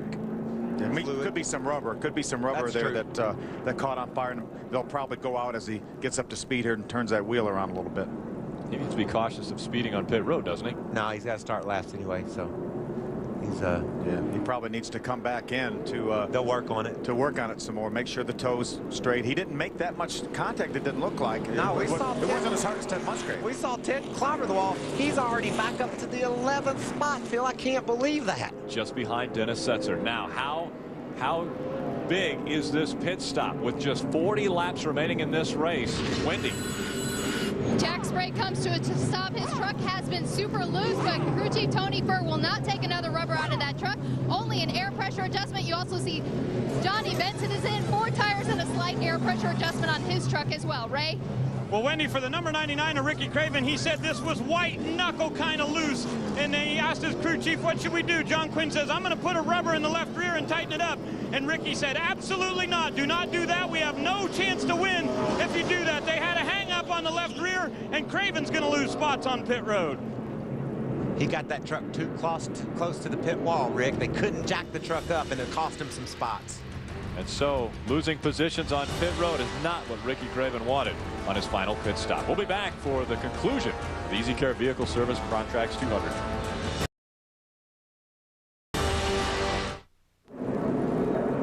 Tomorrow night on Speed Channel, NASCAR's most popular and NASCAR's bad boy take over Wind Tunnel with Dave Despain. Nextel Cup champion Kurt Busch jumps into the hot seat as co-host, and Dale Earnhardt Jr. will be standing by to check. This is one show you don't want to miss. Wind Tunnel with Dave Despain live tomorrow at 9 p.m. Eastern, exclusively on Speed Channel. Wendy, we've talked a little bit about the tires. What's going on? Well, good news for Jack Sprague. He has no cord showing on his tires. He has a good setup, and his tires look like it when they took it off the truck, but unfortunately for the 47 of Bobby Labonte, he has issues with cord showing on both right side tires. They may be running a more aggressive setup. We'll check on that, but the only one right now that I see that has problems is the 47 of Bobby Labonte. Well, they're within the window, Rick, of less laps than they just ran. So I guarantee you, all these crew chiefs, these teams are confident that they can make it to the finish of this race on this set of tires. But at the end of the race, they're going to run more aggressive, won't they? So won't that wear on those tires more? It won't speed it up that much, I don't think. We've only seen 2 trucks have tire problems. You know, if you think about it, everybody else has stayed on this side of the tire problem. And they ran 41 green flag laps this last time. We're going to have 37 green flag laps, assuming we don't get any more caution flags. Ray? Guys, I agree with you there, but a number of guys on the radio right now saying that if we get a caution in the next 10 to 15 laps, we're coming back down for another set of tires. Everybody would love to have fresh ones with 20 laps to go. Oh, yeah. Yeah, that's going to happen. That's going to be cool if the caution comes out in about 10 laps, or if it comes out with 10 to go, watching these cats make up their mind on what to do strategy-wise. I hope they're saving those tires like I suggested they did earlier. It's Jack Sprague just in front of Kyle Busch. Brandon Witt moves up to 3rd. Todd Cleaver 4th. Johnny Benson rounding out the top 5. Kyle Busch goes for the lead. He's the 15 black truck on the inside. Goes for the lead on Jack Sprague, the 60 truck. Man, they must have had a great pit stop. He had fallen back out of the top 5 before that caution. You know he changed 4 tires. I don't think anybody here would gamble on 2 tires. And Kyle's got that Cup experience. He understands now it's time to go. You know, those Cup races 500 miles long, you might just take it easy throughout some parts of the race. But right now, I want Kyle Busch driving my truck if I'm out there, because he knows how to put the hammer down. This is the 440-mile mark for Kyle Busch right now. He knows there's about 60 miles to go. But it appears that Jack has the truck today. We'll see if he can run him back down and get the win. Kyle opens it up. He opens up about a 6 truck length lead over Jack Sprague. There's that 0-4 Bobby Hamilton. Don't count him out. He's been 1st and 3rd in 2 attempts here at Atlanta in the trucks. Right around the top of the racetrack, too. God, he likes it up there, doesn't he? Kyle Busch making his 15th career Truck Series start. He already has 2 wins in this series. Both of them came this season, and we see 3 wide racing in Atlanta. Bobby Hamilton was so wide that the other guys below him didn't even know he was there. Craven had a near miss down in turn 1 and 2 just then, fellas. And Craven is backing up right now. Yes, he is. It looks like maybe he's got a flat tire. Yeah, I think he's got a flat tire. We just heard him come on the radio and say, I've got a tire going down, guys. So he's going to want to get out of this mess of traffic right now and make his way down pit road. Well, if he makes it through this corner at that speed, I would come back on the radio and say, I don't guess I do. I don't guess I do have a tire going down. There's no way he could have done that with a flat tire. So he probably thinks now he's okay. A lot of times we talk about debris on tires right after a restart, but typically when you change tires, you don't get that debris. If you stay on the racetrack on old hot tires is when you get the debris. So I don't think it's a debris situation. White knuckle loose, he reports. That's what it feels like if you have a flat tire. That's why he was confused. Well, and Todd Bodine's not helping out at all when he gets right up behind him. Takes the air off the spoiler. Yeah, that's like a shark after fresh meat. When you think a guy's loose, you say, I'm going to get really close to him and see what happens. Sometimes you forget that you might be the recipient of a crash if you do that. Previous winners at this racetrack, one of those is Bobby Hamilton, the other one Ron Hornaday. Bobby Hamilton currently in 4th position. We could have a repeat winner here today.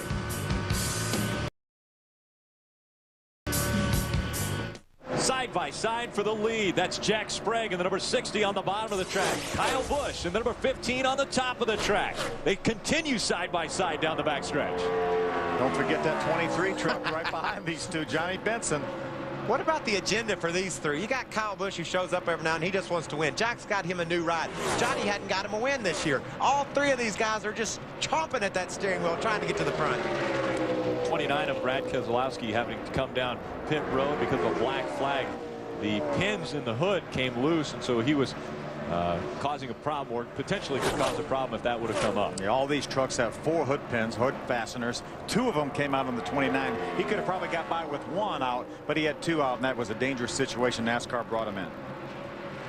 Jack Sprague out in front of Kyle Busch. Johnny Benson coming into play as we have just 26 laps of racing to go.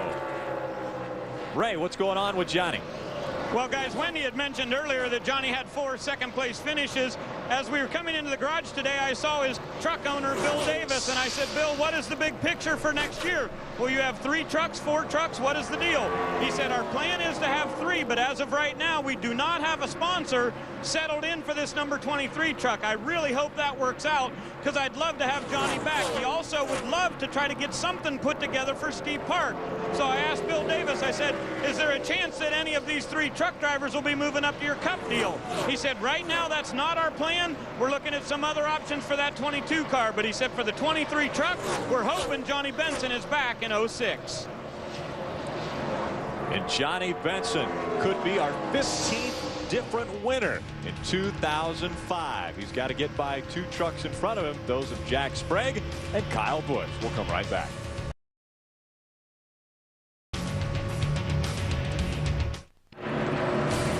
We take a closer look at the Premier Division of NASCAR on our Nextel Cup update.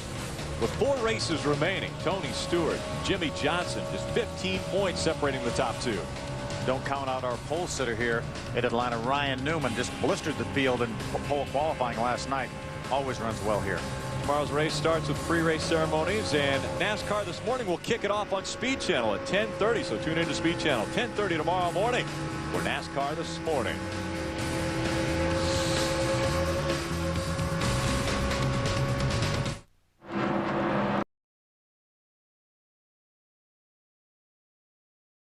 Welcome back to the EasyCare Vehicle Service Contracts 200 on Speed Channel. Jack Sprague and the number 60 going by Robert Presley and the number 59. That's a lapped truck. Sprague putting some distance between himself and Kyle Busch. Now almost 2 seconds separate those 2 trucks. This is the biggest lead anybody has enjoyed this entire race. We've got 14 laps to go for Jack Sprague. Something's going to have to change, because we've never had this much distance between first and second at the end of the race. So, well, it's not over. I get a little excited over these finishes in Atlanta. I'm breathing okay right now. I know Jack doesn't want to see a caution, but you got to kind of expect we're going to have one. It always works out here, and it's a crazy finish. What happens now if a caution comes out? You got to pit. It's going to be a nutty finish if the caution flies. Wendy, what's going on with JB? Well, just real quick to add what you just said, Mikey, I talked to Richie Waters, and he said they would pit if the caution came out. And when I asked Tony for the same thing about Jack Sprague, he said, no, I don't think we'll pit if the caution came out. Now, I do want to add our 3rd place guy, Johnny Benson, he's had a neutral setup today, but he has problems with his tires all day long. They put scuffs on this last set of tires, but he just reported that the tires have gone bad. We'll watch the 23. Uh-oh. When we report that, that's a bad report. It's followed by a blowout. And a caution, which I'm guessing some drivers would love to see right now. Some drivers would love to see. I know there's probably about 25,000, 30,000 folks sitting here in Atlanta would like to see that. Jack Sprague would be one of the drivers that would not like to see a caution flag. He's got over a 2-second lead now, almost 2 3/10 of a second over our second place truck of Kyle Busch. And he is hammering it, Phil. He is driving away from him about a half a second a lap. So Jack's just hoping it stays status quo. No changes between here and the checker, and he's going to be fine. He beat Kyle Busch that time by over a half a second. That's how, what an outstanding pace Jack Sprague is running right now. Kyle Busch falling off of the pace. Almost 3 seconds separates Jack Sprague from Kyle Busch, and you can see the distance between the two trucks. No trucks in between them, but a lot of distance between the 60 of Jack Sprague and the 15 of Kyle Busch. A little over 2 miles an hour that time. Jack Sprague was faster than their second place truck of Kyle Busch. Johnny Benson is closed up right to the rear bumper of the 15 of Kyle Busch. When you're Jack Sprague right now, Phil, you're just thinking, please, no caution. Nothing happened between now and the finish. We're getting a report that the 15 truck is calling that there's debris on the racetrack, which if you're struggling out there, that's what you're normally going to say is there's something on the racetrack. You remember that number 30 truck, Michael, that hit the wall here not too long ago? I do, Phil. He's running 5th. Jack Sprague looking to be our 3rd different winner at Atlanta Motor Speedway, but we've got to look at the big picture. Big picture being the points championship. Dennis Setzer coming into this. Dennis started in the 6th position. He dropped back to 14th is where he's running right now. And the person that he is competing with is Ted Musgrave. Musgrave is in front of him even after hitting the wall very hard because of a blown right front tire. Musgrave currently running in 8th position. 75 points separate those two. Musgrave's slow, though, Rick. I told you earlier, when he had that crash, it was going to put a premium. He's got a right rear flat. See it right there? Smoke coming out of the number 1 Mopar Dodge. And so Musgrave coming off of the pace. This could be monumental. The caution comes out. Inside of 10 laps to go. What are you going to do now, Michael? Take a deep breath, please. Phil, I've been so good today. I hadn't really said anything dumb. I'd just soon not comment right now. I think they all pit.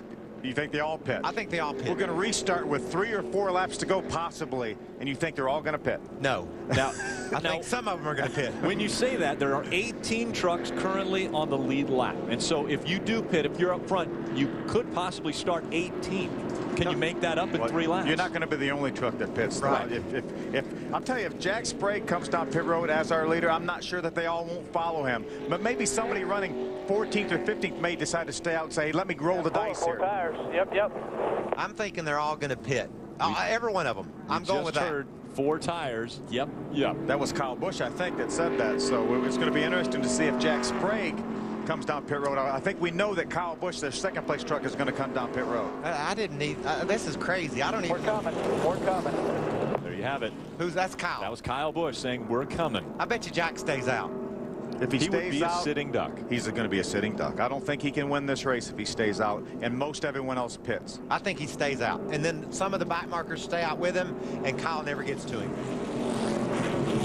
There goes Kyle Busch. That's how it's going to land. Johnny Benson also stays out, as does top bodine Todd Cleaver. Now it's going to be hard with so many trucks staying out for Kyle Busch to get back to the front. Wendy. The last-minute call, the 60 of Jack Sprague did decide to stay out, but Kyle Busch isn't. He desperately wanted an air pressure adjustment on those tires. It looks like they are going to do a 4-tire stop on the 15, Ray? Well, Wendy, Dennis Setzer will be coming down pit road, and he has to go around Joey Miller's number 12. He has no problem with doing that. They are going to go down on the wedge on the left side here. Now, here's the thing. When they saw Musgrave have the problem, they decided they had to pit here.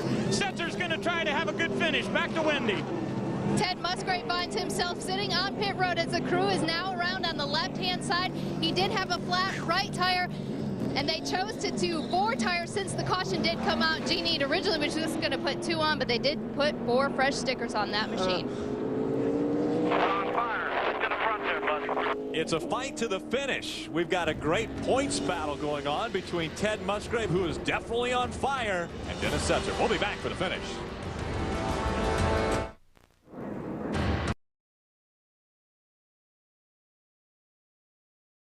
The NASCAR Craftsman Truck Series on Speed Channel is brought to you by Craftsman, celebrating 10 years tough. The NASCAR Craftsman Truck Series. By Dodge. You can take life as it comes, or you can grab life by the horns. Dodge.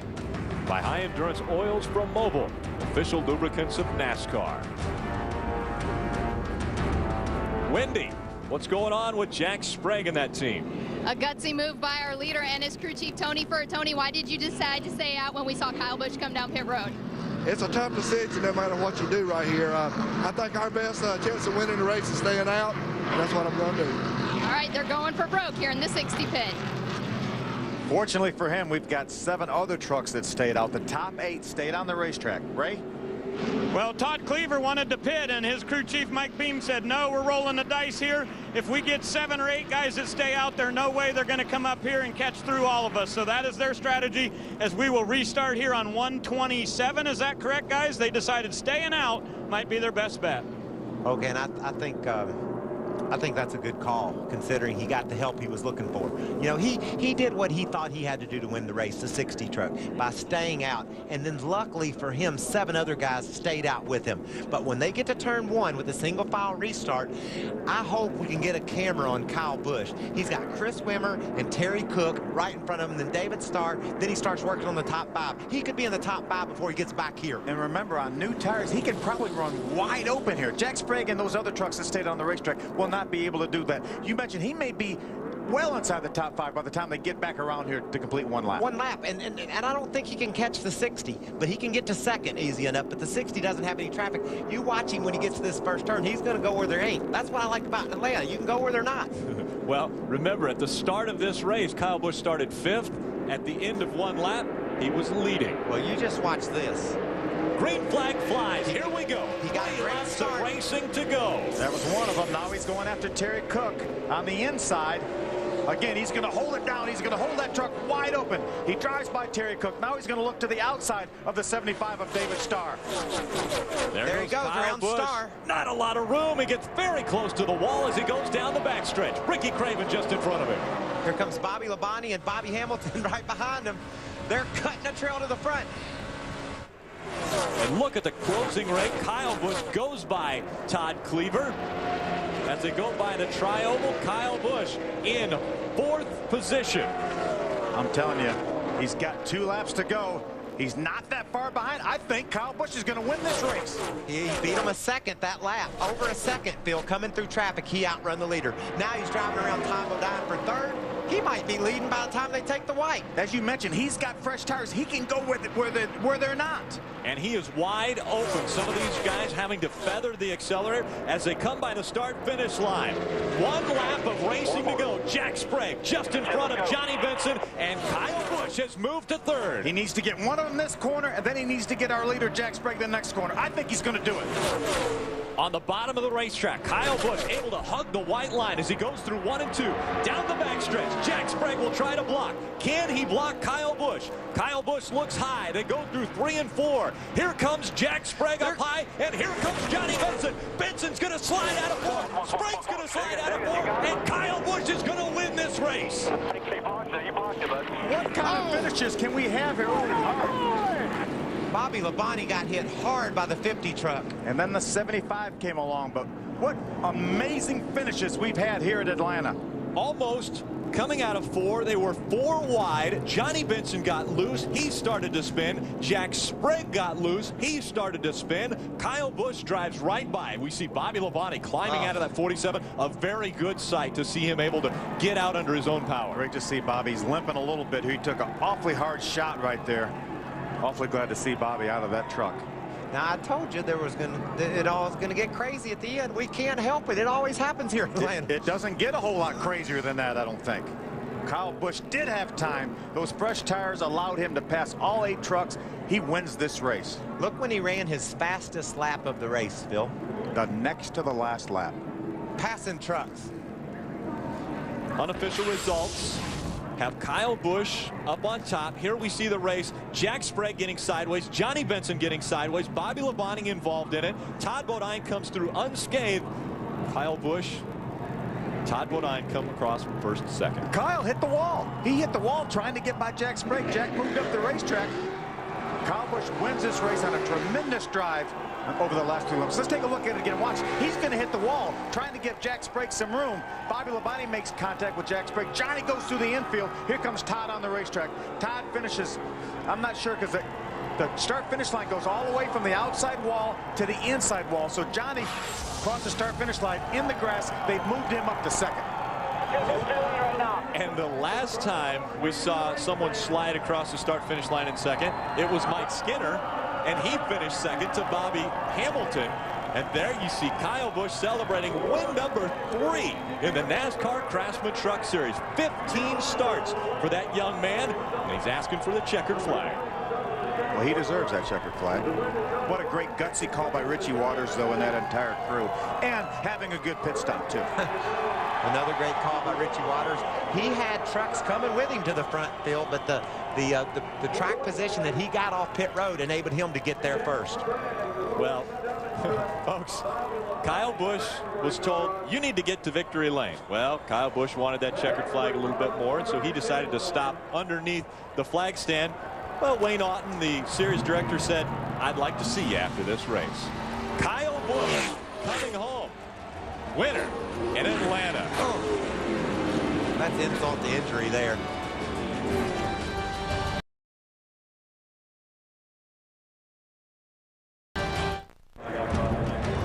Speed Channel's coverage of the NASCAR Craftsman Truck Series post-race show is presented by Craftsman. Wendy. Get ready. Can we push him back just a tad? Kyle Busch climbs out of the 15 truck driven for Billy Baloo Motorsports. He walks over the bed to congratulate. Oh, and he jumps on his crew. First it was Lowe's Motor Speedway. Second it was Dover. And now his third victory of the season in the Truck Series comes right here at Atlanta Motor Speedway. Kyle, did you ever think that those last 6 laps were going to end? Did you know you had enough power to make it back up front? I didn't think I was going to have enough to get back up front, no. But, you know, Jack Sprague raced me really clean there in the beginning part of that run. And I want to thank him for that, but I'm damn sure not going to thank him for the end of that finish there. That was more or less a Rowdy Burns from Days of Thunder or something like that running me up in the fence. But he was trying to go for the win, but he knew he wasn't going to get it, and I don't know why he tore up our perfectly good truck. We're taking to Texas next week, so we're going to fix it, and we're going to get him that back right there. Talk about more about that finish. What else went on? Was it just you and Sprague getting together? It was pretty wild with everyone out there. It was, but it was a good, clean race overall. I mean, I thought those long green runs were pretty awesome. Everybody did a great job out there. Mike Skinner and I, we had a battle there in the beginning. That was fun. I mean, that was a blast driving with Mike Skinner there in the beginning. And, you know, I just want to thank Chevy Silverado, Earl Smalls, Harley Davidson, and Crud Cutters, Land Liquidators from eBay, everybody that's been involved this whole weekend to make it possible for us in Billy Blue Motorsports. You only had 3 green flag laps on those tires. Did you think Richie made a bad call at first? Actually, Richie was right there with me on the call, and I said, you know what, we're going to come down and get tires. I don't care where we finish. And I knew we were going to have a good shot to win the thing. I pulled low, pretending I was going to go to the bottom side of Jack there, getting into 3, and he went low, tried to keep it down there, got real loose. Started skating up the racetrack, and then he just drove into us up the racetrack. But by then it was too late for me to cut down back underneath him and make the pass, you know, stick that way. So I just had to keep my foot in it and go to the outside. I never lifted coming up out of there. I mean, we hit the fence full bore, and I just stayed in it, hoping that nobody was going to pass me on my inside. Congratulations to you. His 3rd win and only his 8th start this season, Ray. Well, Wendy, Todd Bodine has a pair of wins this year on mile-and-a-half tracks, a 2nd place today, but we saw you slam into the wall. How in the world did you bring this thing home 2nd? Lucky, I guess. I don't know. I got a great crew. This Toyota Tundra team is awesome. Jermaine guys just work hard, and this is a truck we won at Vegas with, and it was fast again. We missed the setup a little bit and just had the camber wrong in the right front, and that's how we cut that tire down. But the Goodyear tires were great. It's just something we did. You know, I gotta say hey to all the Hillmans at home, Sandy and Mel, and thank the guys here. Cytomax, my Jim, Bosch, Valvoline. Gotta say hi to Ashland Punkin, I love you. And one of the NASCAR officials, Dan, a great guy. Gotta say hi to his daughter, Samantha. Happy birthday, your dad's proud of you. We're proud of this whole team, proud of Toyota Tundra. It was another good day. We survived. You know, I knew when I saw Kyle and Bobby come up through there with the new tires, I said, man, this is going to get interesting. I just pulled over. I let him go. I said, man, there's no way I can race him, hold him back. So let him go and see what happens. And lo and behold, Jack and Johnny both got loose in front of him. You know, Kyle made it around the outside, and I went to the middle, opened up, and there was a hole, and the smoke cleared, and I was second. Got lucky. It was a wild finish, no doubt about it. Todd Bodine brings his Toyota home second. The only thing he didn't do is thank the old Aaron's Dream Machine. Well, I'm glad you got that in, Michael. Thought he could have worked that out. Let's take a look at the finish of this race. Again, Jack Sprague in the number 60 on the inside. Kyle Busch in the number 50 going on the high side. This is through 3 and 4. This is a situation where Jack Sprague's watching the mirror. He wants to go where Kyle wants to go. He wants to block him. Unfortunately, lost control of his truck, slid up into Kyle, pushed Kyle in the wall, but Kyle, as he said, never let off the throttle, drove it to the start-finish line to get the victory. We saw the 50 of Todd Cleaver getting into the 47 of Bobby Labonte. Bobby Labonte limping when he got out of his truck. Well, that 50 of Todd Cleaver, it went right up into the wall. The tire was jammed almost back into the cockpit of that truck. Man, it's a last lap, the last turn. Jack Sprague didn't spin anybody out on purpose. He was just trying to hold a guy off. The guy squeezed in a hole that he didn't think that he could get in, and I think Kyle should be happy he won the race, but he shouldn't be mad at Jack. Jack's just doing all he can to get to the finish. Kyle would have done the same thing if he was on old tires and Jack came along on fresh tires. Kyle's going to try to keep him behind him. That's what Jack was doing. He's just wandering up the hill a little bit. A lot. Then they made a little contact. That's really what looks like it got Jack sideways. Then he makes contact with Bobby Labonte. Bobby makes some pretty hard contact with the outside wall. And then here comes a real shot. You see Todd Cleaver, the 50 truck, the white truck, makes awfully hard contact right in the door of Bobby Labonte. Here comes David Starr. He makes some contact with the front of the 47 of Bobby Labonte. A lot of trucks involved in this accident. That's why the finish is still unofficial. I'm seeing Bobby Hamilton coming through here in 7th or 8th. Is this Bobby Hamilton sliding? See if we can look over here in the grass. There goes Johnny through the grass. There's somewhere along in here Bobby Hamilton comes through. There's a start finish line right there. Here comes Joey Miller, Ricky Craven. There's David Starr, hard contact with the 47 of Bobby Labonte. I bet you Bobby Labonte was saying, would y'all quit it? There's a wall, and that wreck just continued. There you see Todd's tire. There's Bobby Hamilton right there. That's where look at Todd that tire. Cleaver's feet are supposed to be. Look how far towards the firewall that tire. The results will definitely change. They've got Bobby Hamilton down right now in the 17th spot because he came through in the grass.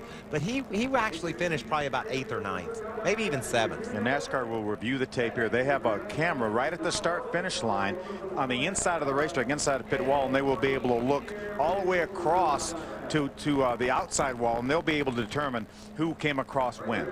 Hamilton's probably going to be about 7th or 8th. Let's ride along. This is Bobby Labonte in the 47. Hold your line, low, straight ahead. There's a wall. Now listen. I tell you, just about knocks the wind out of you just listening to that. Me and you especially. Yeah. We've felt that. We've felt that pain before. Here comes David Starr. Keep coming, stay low, stay low, stay low, stay low, stay low, stay low. Keep coming, stay low. Oh, nowhere to go. Yeah, he wanted to stay low, but it looked like the 38 of Brandon Witt was right beside him, so David didn't have a whole lot of choice. He wanted to get to the start-finish line. Unfortunately, he caught up Bobby Labonte also. Did you hear his gas pedal there? He was coasting for a minute, but then he saw the start-finish line. He got back on the gas, and then the oil went everywhere. He couldn't even see where he was. Kyle Busch in victory lane for the 3rd time in 2005.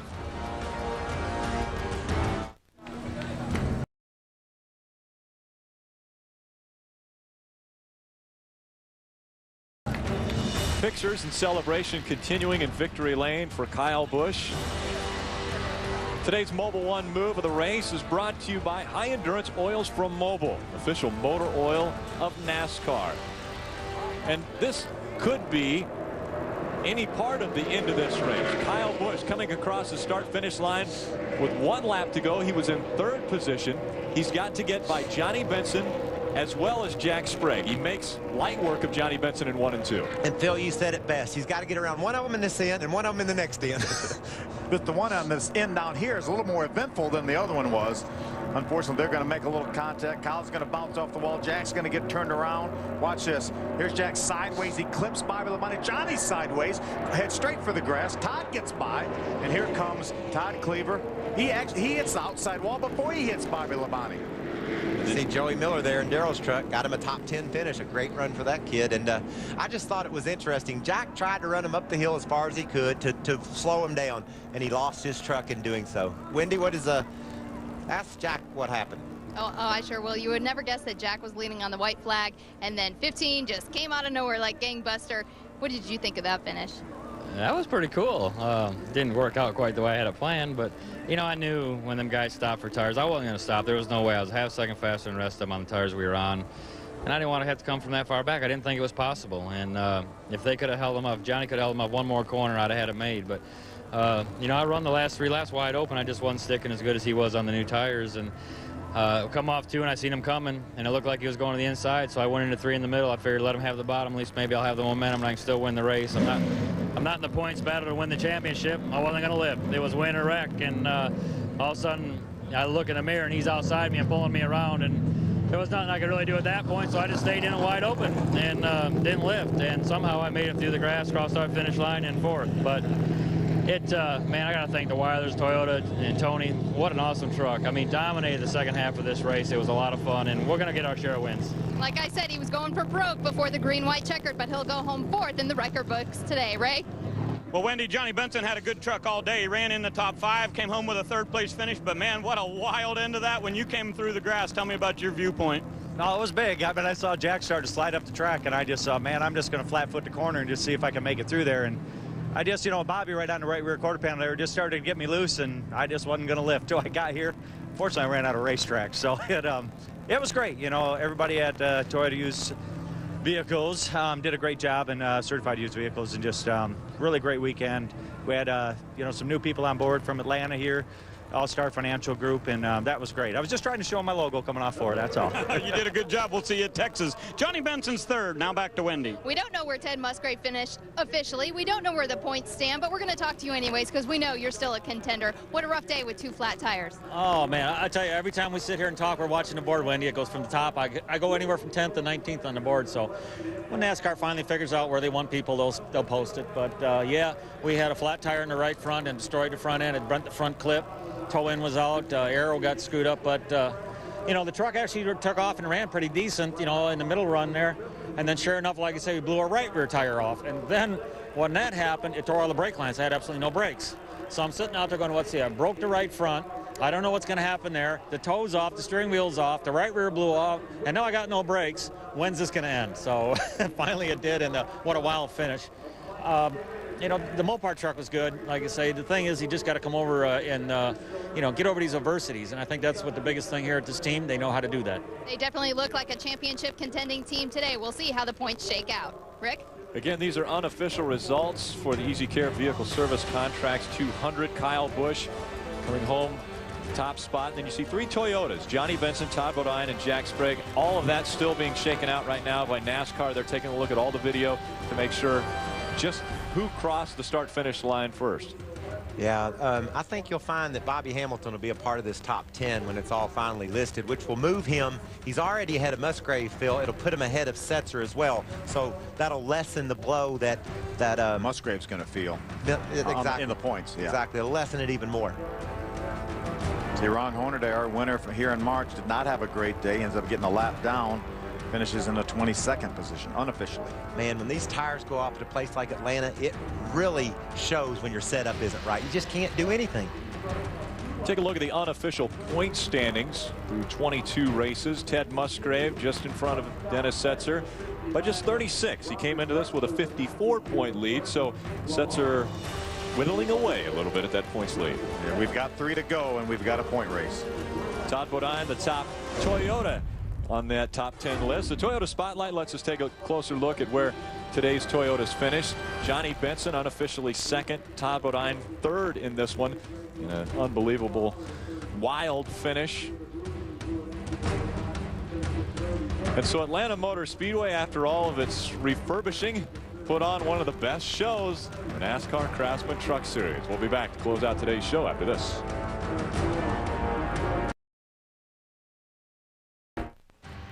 Speed Channel's coverage of the NASCAR Craftsman Truck Series post-race show is brought to you by Craftsman, celebrating 10 years tough of the NASCAR Craftsman Truck Series.